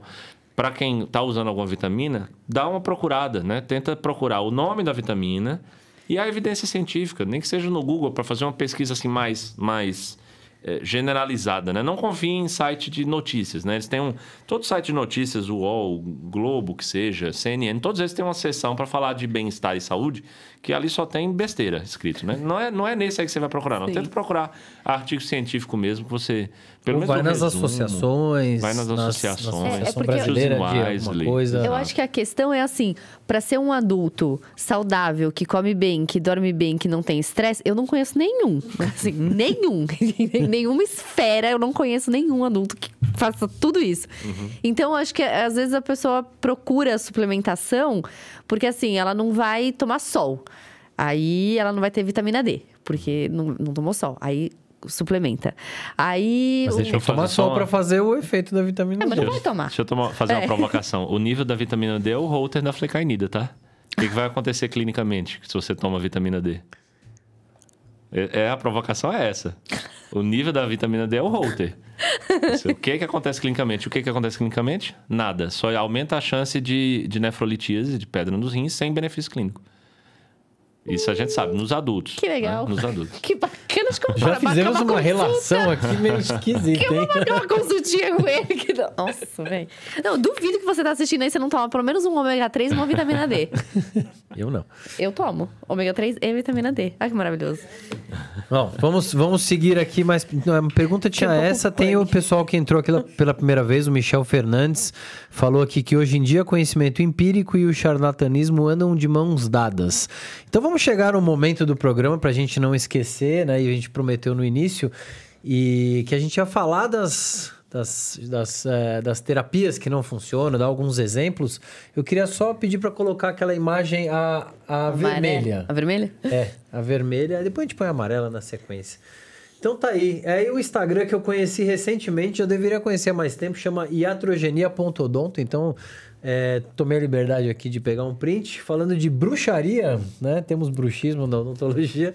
Segundo a fonte Hogwarts Schools of Witchcraft and Wizardry 1996, encher a agenda com métodos mágicos da internet se mostrou 90% mais eficiente do que a clássica fidelização por prestar um bom serviço. Queria que você falasse então sobre isso, assim. A internet, ela é um potencializador de coisas boas, mas das coisas ruins muito, né? De charlatanismos e terapias. Queria que você desse uns exemplos na medicina. Você já falou da ozonioterapia, que você diz que não tem comprovação, mas que mais que tem aí? Que eu já vi também aquele azul de metileno. Dentro, né? Sim. Endovenoso. Terapias injetáveis. Azulzinho. Né? Soroterapia. Soroterapia, é isso. Bom, eu vou falar rapidamente aqui, muito brevemente, sobre uma tese que eu até já estava comentando antes da gente entrar ao vivo, que é a tese eu chamo do tripé da virtude em medicina, mas a gente pode estender para a saúde. Em que eu dizia que o tripé é composto pelo pé financeiro, ético e o pé científico. O tripé financeiro dos profissionais de saúde no Brasil está podre. Porque todos nós somos remunerados por serviço. Quanto mais serviços nós damos, prestamos ao paciente, mais nós ganhamos. Então, há aqui um óbvio viés a favor de nós prestarmos cada vez mais serviço pelas pessoas, inclusive aqueles que as pessoas não precisam e não merecem. Então, isso daqui essa frase aqui, ela mostra muito isso, né? Foi muito feliz quem escreveu isso daqui, porque encher a agenda, ou seja, trazer cada vez mais serviço, entregar cada vez mais serviço para as pessoas, é mais eficiente do que prestar um bom serviço. Um bom serviço. Então, acho que essa frase aqui fala muito sobre esse tripé. O tripé cai, essa é a minha tese, quando ou o pé ético ou o pé científico estão podres também. Então, se você não entende ciência, o tripé cai. Porque você já não é remunerado por serviço. Já é fácil você ganhar dinheiro ofertando serviços a mais. Agora, você não entende sobre ciência, você vai ofertar serviços a mais. Ou o pé ético. Se o pé ético também for quebrado, então o tripé também vai cair. Então, se você não tem aquele valor moral, aquela moralidade, aquele desejo de não fazer o mal pelas outras pessoas, você também vai acabar enchendo o seu consultório de serviços podres, que não são necessários para nada. Esses serviços são vários, são as picaretagens em geral. Para falar de soroterapia, por exemplo, não há nenhuma evidência de eficácia sobre qualquer que seja a suplementação feita endovenosa. Se não há via oral, imagine endovenosa. Não há nenhum nível de evidência. Se não há via. Para isso, azul de metileno se encontra aí. Esse é um negócio muito, muito lucrativo. O pessoal... Bom, se as pessoas pelo menos soubessem de onde vem aquele sorinho que está entrando, é de uma farmacêutica que comprou por R$2, está agora vendendo por 3 mil para você, bobão, sabe? Se as pessoas pelo menos soubessem disso, né? De como estão sendo exploradas com isso daí. E como é que as pessoas emagrecem com a soroterapia, né? Daí vem o não saber o pé científico, porque tem muito soroterapeuta que defende a soroterapia porque diz assim, meus pacientes emagreceram. Se você quiser, eu te mostro aqui. E eu respondo, eu sei que teus pacientes emagreceram, mas isso não indica a eficácia da soroterapia. Porque você também prescreveu, aí esse é o viés da co-intervenção, você também prescreveu dieta e exercício físico. E o paciente agora, até porque, mais uma razão pela qual ele tem que ser bem aderente ao serviço, à dieta e ao exercício, mais uma razão é que ele gastou R$3 mil. Então, agora é que ele não quer que dê errado mesmo, entendeu? Então, não, eu gastei R$3 mil, agora bora. Eu vou fazer dieta e exercício físico aqui para dar certo. Pronto. Esse é o viés da co-intervenção. Mesmo que a pessoa tenha emagrecido, isso não significa que foi aquela terapia e não as outras, né? Então, se você está passando por um tratamento em que tem um ou mais braços, intervenções, remédios, sempre lembre que você não consegue apontar qual deles é o que fez o benefício. E a soroterapia não foi. Então, o picareta, ele usa muito isso, o viés da co-intervenção, a gente não saber a natureza probabilística da medicina, a gente não saber que correlação não significa causalidade, não é porque uma coisa veio antes da outra que esta uma coisa causou a outra. Então, o picareta, ele entende bem disso tudo para enganar as pessoas. É o caso do que nós já citamos, da ozonoterapia, quando ela pode ser que ela funcione, por exemplo, para dor, né? Em alguns casos ela pode funcionar, mas não por causa do ozônio, mas sim porque o ozônio foi entregue a baixas temperaturas. Então é pelo friozinho do ozônio que o paciente está melhorando da dor, entendeu? Então se há uma co-intervenção de alguma natureza, você tem que estar ali, prestes, preparado a interpretar, entender por quê, entendeu? Uhum. O profissional de saúde, que não entende ciência é o leigo. E o profissional o pé da ética que foi quebrado, esse é o picareta. Claro que existem aqueles que os 3 foram quebrados. Existem muitos, né? Mas existem também os picaretas puros, né? Esses aí são os gurus da pseudociência, né? Os gênios do mal. O Descartes falava que existe um gênio do mal, né? Em algumas dos seus... Que existe, não. Ele propunha que a gente, pelo menos, pense o que aconteceria no planeta ou como que a gente se comportaria se existisse mesmo um gênio do mal que está o tempo todo tentando fazer a gente errar, né? A gente ficaria o tempo todo mais alerta. Será que eu não estou errando aqui nessa minha interpretação? Os picaretas são gênios do mal, né? São pessoas que entendem de ciências. Eles sabem muito bem que se eles botarem na CNN que um tratamento foi capaz de remitir um câncer terminal, isso vai gerar notícia, vai gerar engajamento, isso vai trazer mais paciente. Esse é o picareta puro, é o cara que entende de ciências. Mas, infelizmente, eu diria que a maior parte falta o braço da ciência, isso porque para todas as graduações do Brasil, ou quase todas, tanto medicina, odonto e qualquer área da saúde, não se ensina ciência.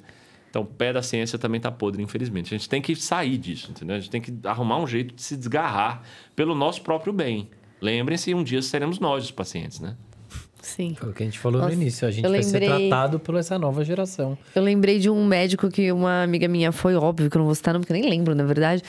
E ela falou que ela foi na consulta e tal, e levou os exames que ele tinha pedido, de vitaminas e tal. E aí, todas estavam dentro do parâmetro. Daí ele falou assim pra ela, não, mas você quer ser normal ou você quer ser extraordinária? Aí ele virou uma plaquinha que tinha em cima da mesa, extraordinária, e ele tinha tatuado aqui, ó, extraordinário. Então, o médico. Senhora. Então, olha a jogada. E ela falou, cara, e daí eu saí de lá, e aí ele me passou injeção, e uma pessoa muito instruída, muito. Falei, cara, você não percebeu? O cara tem uma tatuagem escrito que ele já ia te falar que ele falou para todas as outras pessoas e vendeu um tratamento para ela absurdo. Então, assim, eu falei, mano, tipo, sabe? Então, assim, dá pra gente ver isso, né? É a picaretagem pura, né? Assim, não, bizarro, e a gente vê isso, e isso cresce muito rápido nas redes sociais também. E às vezes cresce mais rápido do que o cara que não é picareta. Às e esse vezes cara não, quase sempre. quase sempre. E esse cara cobra mais, às vezes, do que o cara que não é picareta. muito mais. E bomba no Instagram. E geralmente ele vai por meio de celebridades. Isso que eu ia falar. E tem vários E a celebridade atores. posta. Né? E aí isso aí gera um negócio, um burburinho muito grande. E aí parece que o cara que tá fazendo certo, né? O honesto, o cara que tem os 3 pés aí do tripé no lugar, ele olha aquilo e fala assim, puta, por que eu não fui lá fazer soroterapia nos meus pacientes? Porque é muito mais fácil. Tão mais fácil, né? exato. Segunda-feira eu posso começar a fazer isso. Né? Nossa Senhora.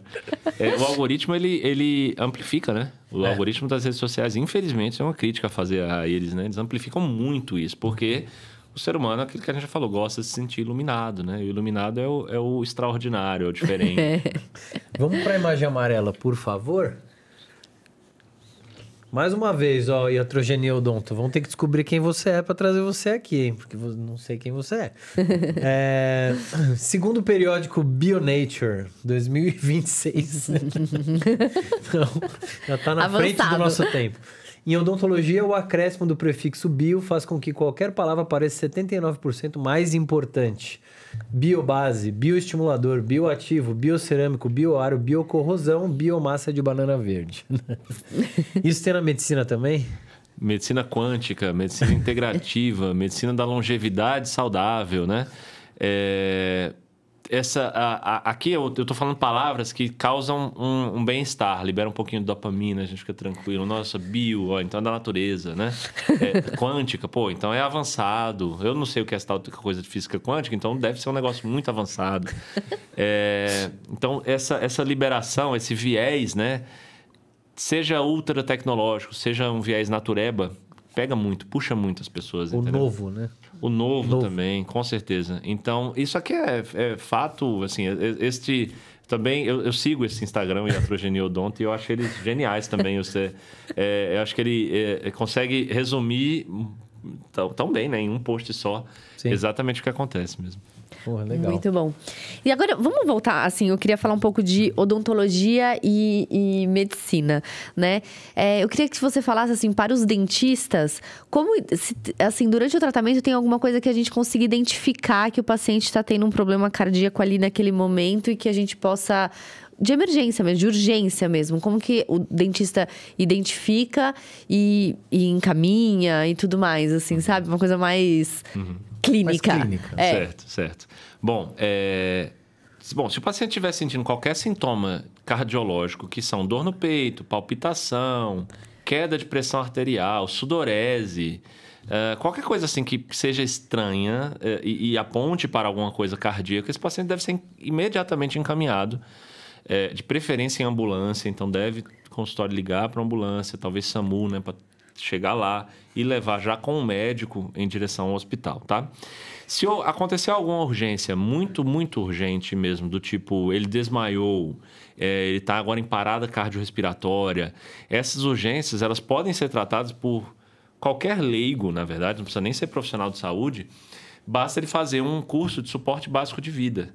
Então, é muito interessante que você faça, qualquer profissional que tem clínica, faça esse curso de suporte básico de vida para conseguir identificar rapidamente o que deve fazer e conseguir entregar o tratamento muito rapidamente, que envolve a desfibrilação, tá? Sim. Então, isso é muito importante.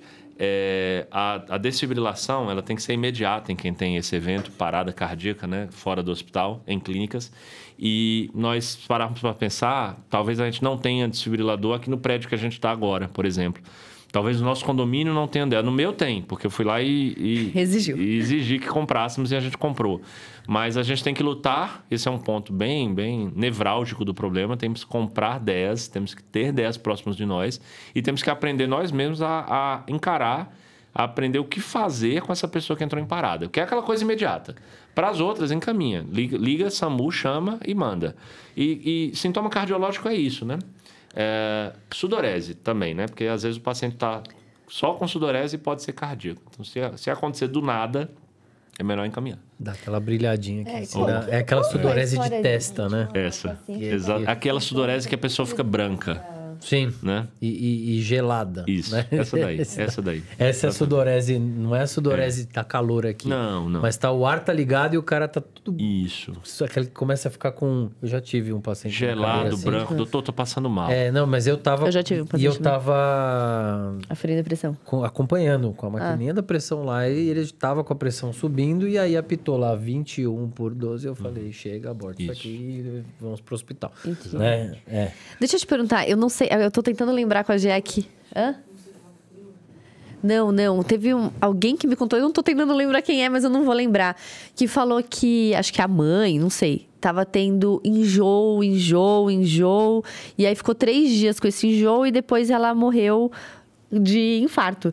E não foi identificado. Eu queria saber, eu não escutei que enjoo era um sinal, né, de infarto. A gente sabe que mulher pode ser dor na mandíbula e às vezes a pessoa vem com aquela dor aqui na base da mandíbula e o dentista vai, né? Às vezes do lado esquerdo, mandíbula. Né? Às vezes, né? Aquela dor que sobe aqui. Sim. E aí, pode ser um sinal. Mas o enjoo também pode ser, porque não é tão amplo isso, eu nunca tinha ouvido falar. Pode ser? Mais uma vez, esse é um evento probabilístico. Então não ele diminui muito a probabilidade de ser infarto, mas não a 0. Sim. Então, depois, se ela me falasse que ela estava com dor no peito, a probabilidade dela ter infarto subiria para 30%. Como ela está falando que é enjoo, é 2%. Mas 2%, diante de um médico que entende do que eu estou falando, 2% de probabilidade de ser uma doença que pode matar alguém é inadmissível.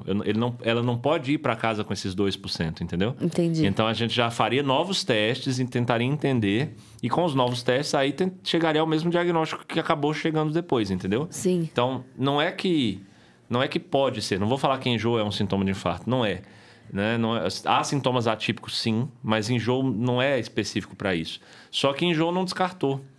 Entendeu? Então, essa pessoa chegando ao hospital com essa história, ela teria que ser testada por um médico que ia calibrar as probabilidades do que está acontecendo com ela e chegaria à mesma conclusão no final das contas. Entendeu? Entendi.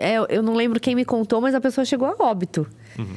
Então, né, e aí eu fiquei até meio surpresa, e agora eu não lembro quem que me contou essa história, mas assim, eu fiquei até surpresa porque eu pensei, nossa, enjoo 3 dias, foi no hospital 3 dias e ninguém diagnosticou e a pessoa acabou falecendo. Como a gente falou aqui, tem os sintomas clássicos. Né? E aí, junto a ele, deve ter um monte de sintomas... Atípicos. Atípicos. São mais comuns em mulheres, idosos, diabéticos, quem teve AVC no passado. Essas pessoas tendem a ter sintomas mais atípicos. E aí, só que não tão atípicos assim, é o que eu tô falando, né? Eu não posso dizer que se eu abrir agora um livro, o Brown, que é o tratado de cardiologia, vai estar lá enjoo como um sintoma. Não. Mas a esperteza está em entender o evento como probabilístico. É aí que está, de novo, a natureza de tudo isso, né? Sim. E temos mais perguntas aqui. Opa, manda aí. É do Léo.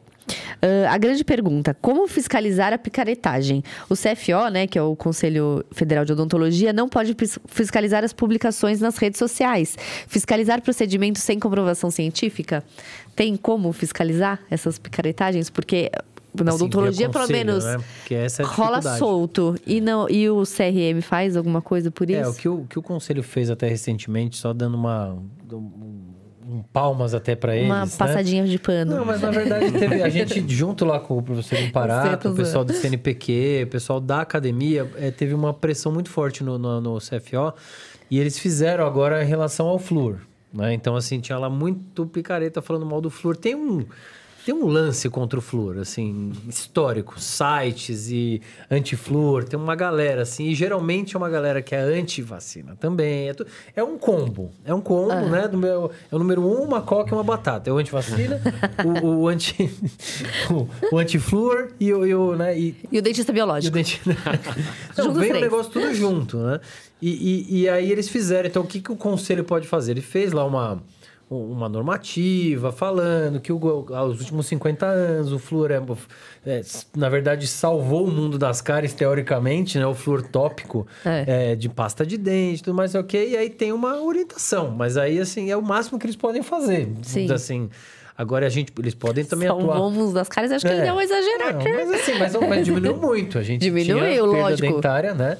Nossos avós de dentadura, nossos pais dentes restaurados, nós poucas cáries, né? Nossos filhos talvez cárie zero, né? Então a gente tem uma melhora e muito disso é pelos tratamentos e devido ao flúor, alimentação, tem um monte de coisa junto. Mas o que pode fazer pra gente combater isso aí, além da gente ficar fazendo esse programa e falando sobre isso? Eu acho que os conselhos tinham que ser muito mais ativos do que são, sabe? Infelizmente, eu acho que eles muitas vezes são omissos até. Eu não estou falando aqui de um conselho específico, mas eles tendem a ter essa omissão até por defesa profissional, entendeu? Até por proteção de mercado, entende? Eles tendem a proteger os seus próprios protetorados ali, né? Dado que a gente paga essa mensalidade, eu e o picareta também, então o picareta tem em tese o mesmo direito que eu de usufruir dos direitos dados pelos conselhos, enfim. Eu entendo por esse lado, mas eu entendo que eles são, sim, omissos, porque eles deviam estar atuando em prol das pessoas e não dos seus protetorados. Os protetorados têm que ser as pessoas, né? Os pacientes.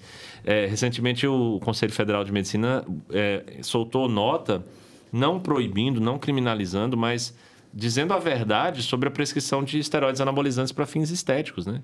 Que é picaretagem, que não há evidência científica sobre isso e não deve ser feito. Não deve ser feito, ponto. Não está criminalizando, não está dizendo que tem que prender essas pessoas e não está também proibindo a venda, tá? Mas, que é até onde eles podem ir, imagino, né? Mas isso tem pouquíssimo efeito na sociedade, né? Porque já virou um mercado ultra-bilionário também, de pessoas que não estudaram nada, enfim, e aí tudo aquilo que a gente já comentou, vai na mesma linha, entendeu? Ao mesmo tempo que eles são omissos, às vezes que eles atuam também, falta um pouco, né? Acho que a sociedade como um todo, tem que ser nós, como pessoas, nossos CPFs, a gente tem que fazer alguma coisa, né? Sei lá, um trabalho de formiguinha, um seguidor a mais que o José Alencar ganhou, uma pessoa a mais está ouvindo esse episódio. Acho que é por aí que a gente tem que atuar. Não sei se o caminho é o conselho, não. O outro caminho é uma tese minha, isso, um pouco pessimista, é mercado e tecnologia. Quando mercado e tecnologia surgir alguma coisa nova, para o bem ou para o mal, aí existe a mudança de paradigma, né? Então, se há alguma técnica, uma intervenção em odontologia que não funciona, mas faz um mau sucesso, o que vai substituir? Nós aqui, conversando sobre ela? Não. Quando chegar uma outra tecnologia, mercadologicamente melhor, que pague melhor as pessoas. Se ela funciona ou não, é outra história, mas ela será a substituta da primeira. Então, infelizmente, o que muda os paradigmas são as mudanças do mercado. A gente tem que só torcer para que sejam mudanças íntegras, né? Porque assim, a gente está no barco e vai. Sim. Parece que a gente está falando para as paredes, né? A gente fala. Mas você tem crescido os seguidores, né? Tem crescido, sim, tem crescido. mas mais devagar do que antigamente. Sim. E se a gente for comparar com uma pessoa que entrou um ano atrás, eu tô há 3 anos já, uma pessoa que está 1 ano atrás e ela está falando picaretagem, pode ter certeza que essa pessoa está maior. Está maior e cresceu mais rápido. Porque é mais fácil vender também, né? É mais fácil as pessoas se interessarem pelo fácil, pelo caminho mais fácil. Até o próprio paciente. Se eu tenho um tratamento que vai resolver o meu problema muito mais rápido do que um outro que vai me mandar fazer dieta, exercício, dormir bem, comer bem, não fumar, eu vou vou tomar aqui meu negocinho e aí vou, Não, e entendeu? na medicina tem os remédios da vez, né? É muito louco. Já foi o Ozempic e agora tá vindo os frutos sendo colhidos, né? E aí agora vem Vans. Vem Vans. Né? E a gente tá vivendo também uma era de gente medicada. Né? É remédio pra dormir, é remédio pra acordar, é remédio pra ansiedade, é remédio pra tensão. E muito porque se o médico não prescreve, é aquela história que você falou, né? Do procedimento. Isso para os pacientes cardiológicos, não. Para vocês, o que é? O colesterol lá? São as estatinas. Né? Sim. Isso aí mudou, assim? Não. Estatina tem evidência clara de benefício mesmo, populacional, quando a gente prescreve para as pessoas. Há uma diminuição na sociedade, inclusive na comunidade que a pessoa vive, há uma diminuição de infartos. Quando você prescreve para centenas, milhares de pessoas. Então, se justifica mesmo as diretrizes fazerem o que fazem. De novo, atuando em probabilidade sempre, né? Vou prescrever para 1.000 pessoas e vou salvar 10. Que ótimo, 10 estão salvos em 1.000, isso é maravilhoso. Transforme isso agora para 20 milhões, como São Paulo, por exemplo, né? Então, existe benefício sim. Cardiologia, eu acho que, agora que você perguntou, eu acho que ela sofre um pouco menos de tudo isso, porque os desfechos eles são mais graves. Picareta não gosta de atuar em desfecho muito grave, entendeu? Picareta gosta de atuar em desfecho nada, né? Algo que já não ia causar nada, então agora é aí que o picareta atua, entendeu? Porque aí ele não tem que dar satisfação para ninguém, ele não vai mexer com complicação nenhuma, afinal ele não sabe, né? Se é picareta não sabe fazer nada disso. Então, em cardiologia eu acho que a gente tem um pouquinho de proteção por a gente estar mexendo com um órgão que pode ser a vida ou a morte da pessoa, né? Mas claro que há sempre esses remédios à vez e que tem relação, ou que um cardiologista pode prescrever, né? Mas é aquela coisa, né? Temos que ter comprovação de eficácia, de benefício e temos que individualizar para o paciente, respeitando a autonomia dele, né? E não virar uma receita de bolo, né? Não mostrar a tatuagem assim, seja extraordinário, seja o único paciente dos meus 200 a fazer a mesma coisa, né? Sim, exatamente. E você tinha falado do Ozempic, qual outro remédio que você falou? Que tem um que aumenta pra caramba o bruxismo. Fluoxetina também, que é super comum, qualquer coisa. Fluoxetina. E um efeito colateral para nós, dentistas, é que aumenta o bruxismo.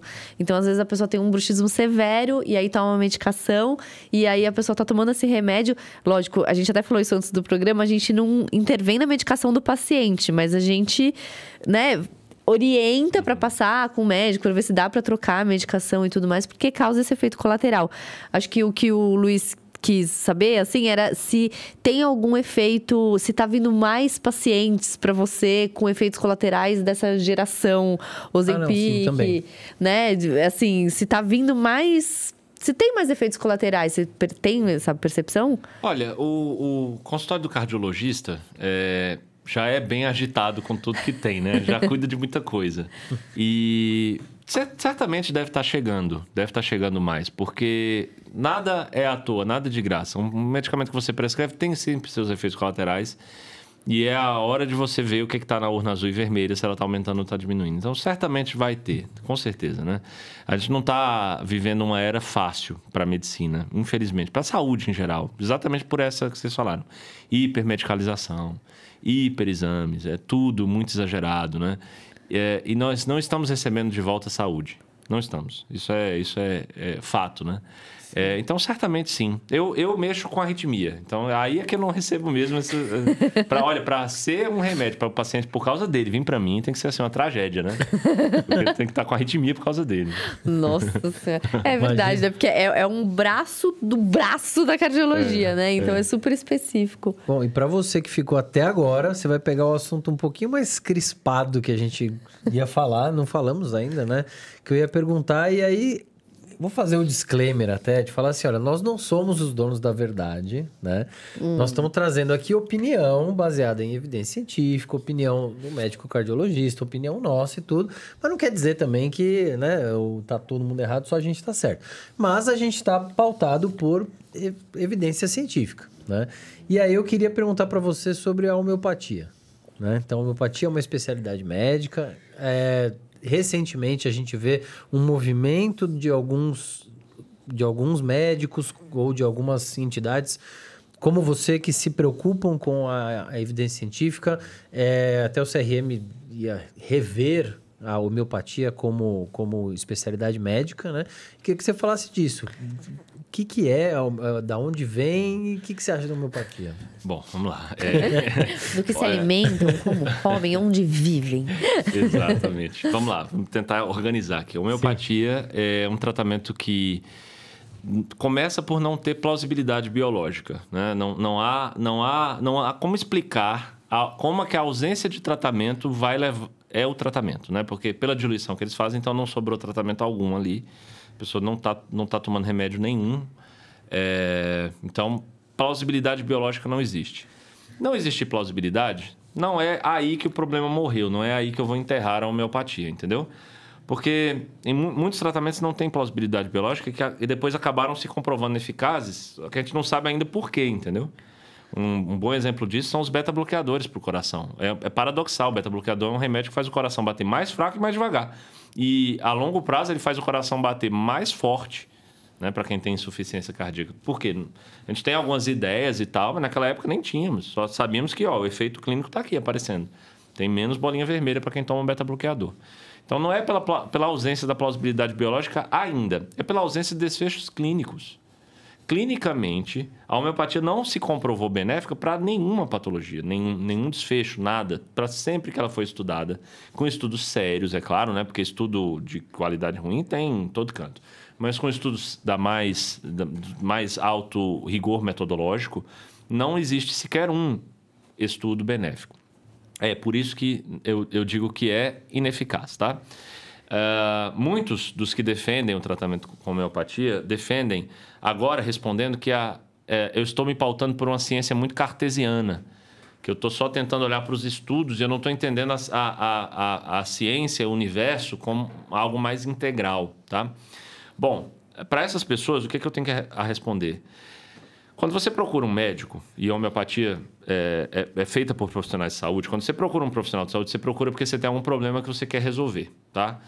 Então, me diga que problema é esse. Então, você já deve ter ido para a homeopatia porque você estava com asma. E aí, você decidiu aí procurar a homeopatia, tá?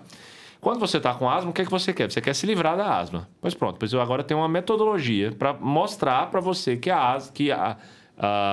esse tratamento melhorou ou não a quantidade de bolas azuis dentro da urna. Que é o seguinte, eu vou fazer 2 grupos de pacientes. O primeiro grupo, aliás, antes de falar isso, os 2 grupos têm a mesma quantidade de pessoas, a mesma idade média. Então, se a média de idade é 60 anos de um lado, é 60 do outro. Se 30% é hipertenso de um lado, 30% do outro também. Se 15% usa AS de um lado, 15% do outro também. Assim vai. A única diferença entre os 2 grupos que pode haver é que um grupo vai usar o remédio, nesse caso a homeopatia, e o outro não vai usar. E ao final do follow-up eu quero saber quantos pacientes têm asma num grupo e no outro. Pronto, esses estudos foram feitos e todos são negativos. Então, mesmo que você diga, você não entende sobre a ciência geral, sobre o mundo quântico, sobre os multiversos que podem existir, mesmo assim, desculpa, mas você procurou o médico porque você queria resolver um problema mundano. E mundano, eu não sei por quê. Eu não quero saber por quê, mas se é mundano, eu consigo mensurar. E nunca foi mensurado. Então, se lá no passado o presidente da República das Bananas decidiu por decreto transformar a homeopatia em uma especialidade médica, isso não a transforma numa especialidade médica. Foi uma canetada lá do passado, entendeu? Claro, como o disclaimer que você fez aqui, eu não estou desrespeitando ninguém, tá? Eu estou falando da homeopatia, não estou falando dos homeopatas, tá? É bem diferente o que eu estou fazendo aqui. E, claro, chamando e clamando por uma evidência de benefício. Como é que você vai fazer o José Alencar parar de falar o que acabar de falar? Quando você me mostrar um ensaio clínico randomizado, que é o desenho de estudo que eu acabei de mostrar para vocês, grupo A e B, é isso, que demonstra benefício. Deixa eu ver quantas pessoas a gente acabou de perder aqui. Espera só um minutinho. Não, porque homeopatia também é uma habilitação da odontologia. Então, inclusive, eu já tinha pensado em fazer. Eu tô saindo arrasada nesse programa, na verdade. É uma habilitação, diferente de uma especialidade. Aperfeiçoamento. Não, é isso mesmo, você falou certo. Não, eu só queria frisar que é diferente não é uma especialidade. Na medicina, é uma especialidade. Então, e você precisa ser médico ou dentista, ou não sei qual outra área da saúde, para prescrever para ser um homeopata, né? Então, é que a gente tem a impressão que é mais natural, né? Que não é tão... Não tem tantos efeitos colaterais. Agora você vai falar, não tem efeito colateral porque não serve pra bosta nenhuma. E aí, tipo, é isso, né? Tipo, isso é legal, bacana. Gente, achei que não ia... Tomei minha vida inteira. Ê, beleza. Aqui eu tô tomava tomando, vocês me deram homeopatia aqui. uma aguinha diluída. Bom, olha, o programa voou mesmo. A gente passou por vários assuntos da medicina, da odontologia, da ciência. E a gente tem muitos, às vezes, recém-formados que assistem de odonto. Pessoal que está na faculdade, recém-formado agora de medicina. Talvez a gente puxe um público da medicina por sua causa, né? E eu queria que você desse aí um recado para esse pessoal que está se formando, que está começando a prática médica, que está na faculdade, assim, para não cair Lógico, o cara quer ser picareta, ele vai ser. Não tem como, nada que a gente fale aqui vai mudar. Mas às vezes dá uma luz, né? Às vezes... não, assim, fazer assim, não vale a pena não ser picareta. Né? E também pode falar do seu livro no final, né? Então, Tá certo. pode ir já. Então, a gente tem 5 minutos. Legal. Ó, para você que está se formando agora em odontologia, medicina, qualquer que seja a profissão que você vai fazer, tenha valores. Siga o que você aprendeu em casa sobre valores, sobre moral. Pense se você não vai estar decepcionando teus pais, teus filhos com o que você está fazendo, né? Entenda de ciência, porque você pode ser esse médico, esse profissional leigo e não saber que você é ele, tá? Aliás, é isso que é um leigo, né? Um leigo, ele não sabe que é um leigo, né? Se ele sabe que é leigo, ele é humilde. Se ele está tentando fazer alguma coisa, é porque ele acha que ele não é leigo, né? Então, se você, por acaso, achou que alguma coisa que eu falei aqui hoje foi algo que para você mudou alguma coisa, o Manual de Medicina Baseada em Evidências pode ser um bom caminho para você começar a trilhar isso daqui. Esse caminho que eu estou propondo, que é um caminho que vai, tanto do ponto de vista científico como do ponto de vista ético, levar você pela frente agora para a tua profissão, é um caminho consistente. O caminho da picaretagem é um sprint que você dá. Você começa segunda-feira a ganhar muito dinheiro enganando as pessoas. Mas uma hora isso acaba. Por quê? Porque, de novo, vem uma tecnologia que o mercado substitui, entendeu? E aí você está obsoleto já era você, né? Sabe o que não vai ficar obsoleto? O infarto. Pacientes vão infartar para sempre, entendeu? Então, se é consistente o que você está fazendo, lá no fim da tua carreira, você tanto orgulhou as pessoas que você ama e que se preocupam com você, como você também construiu o seu patrimônio, você também construiu sua vida. A gente está aqui para isso mesmo, né? Não dá para negar. Nós todos estamos aqui para construir nosso legado, nosso patrimônio. Então, você construiu o seu também. Vá pelo caminho da ética e da ciência. Não siga esse caminho diferente, porque não vai levar você a bons caminhos, né? Pode levar agora no começo, mas depois você vai ver. Escreve o que eu estou falando, hein? Muito bom. Bom, para marcar uma consulta com você, como é que faz? Porque eu já mudei aqui vários conceitos. Mas tudo bem. Gente, queria agradecer. Atende pelo plano?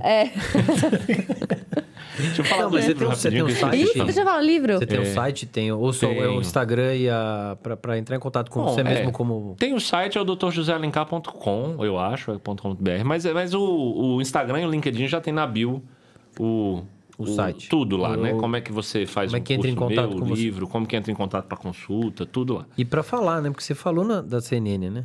Sim. Essa reportagem da CNN, depois eu vi aqui, você deu Sim. O outro lado. A contrapartida. Exato, a contrapartida, exato. né? Então, por isso que você conseguiu falar bastante desse caso, porque estava... Exatamente. E lá no site da Bio tem o link para o Manual de Medicina Baseada em Evidências também. Tá? Eu acho que está agora, enquanto a gente está falando isso, está em desconto, provavelmente, na Amazon. A última vez que eu vi, pelo menos, estava, tá? Que o link lá da minha Bio manda direto para a Amazon, tá? Isso então, se você... o link que a gente colocou aqui também. Então, quem se interessar pelo manual, aqui embaixo no vídeo, só clicar já vai para a Amazon. Perfeito. É o link que você mandou. 50%. Está com 40% ou 50% de desconto. Lembrando que hoje é dia 31 de julho de 2023, porque você pode estar no futuro assistindo esse programa em 2026. Então, é bom saber, porque o YouTube é Pode eterno. ser que tenha saído o manual 2, não? Exato. Quem pode sabe ser. um tratado no futuro, né? Chegou uma pergunta agora no final, mas a gente não vai dar tempo de perguntar. Eu pergunto em off, inclusive foi do meu pai. Mas, pai, só pro próximo. Você deixou pra fazer a pergunta nos 45 segundos do tempo, não dá mais. 22 horas. Gente, queríamos agradecer aqui muito o José de Alencar ter vindo aqui. Era para ele ter vindo antes, né? Vou contar aqui um bastidor. Tava marcado, tinha feito a imagem, tudo o link, mas a gente teve um problema com o estúdio, mas foi sanado, conseguimos trazer ele aqui. Estamos muito contentes com que a gente conseguiu falar de tudo, acho. Falamos de tudo que Inclusive, conseguimos melhorar até o estúdio, Sim, né? veio Então, um estamos estúdio num melhor. estúdio Então, maravilhoso veio, agora. Né? Veio um estúdio melhor, estamos mais inscritos. Aliás, inscrevam-se no canal. Quem não se inscreveu ainda, vai lá se inscrever. Dá o ok, dá o joinha. Isso aí ajuda muito a gente a crescer mais no YouTube, a ser espalhado, a fazer esse nosso trabalho de formiguinha, que é cansativo. Ganhar inscritos no YouTube é tão devagar. Ganhar 1, 2, mas eu comemoro cada um. Né? Nossa, lógico. Comemoramos cada inscrito que fica, que compartilha, que manda para os amigos, que isso é muito importante. Os cortes vão estar lá na nossa outra rede social, outras redes sociais, né? Sim. Continue acompanhando o Pode Sondar. E semana que vem, quem é? Quem é? Quem é? Quem é? Quem é? Será que é a Lelê de novo? É a Lelê de novo? Eu acho que é. A Lelê já virou sócia, é uma odontopediatra bem loucona, mas ela é legal. É isso, gente. Obrigado, Então, muito obrigada. Alencar, por você ter vindo Muito obrigada, aqui, viu? Foi demais. Disposto e acabou-se. Obrigado, pessoal. Até a próxima. Valeu.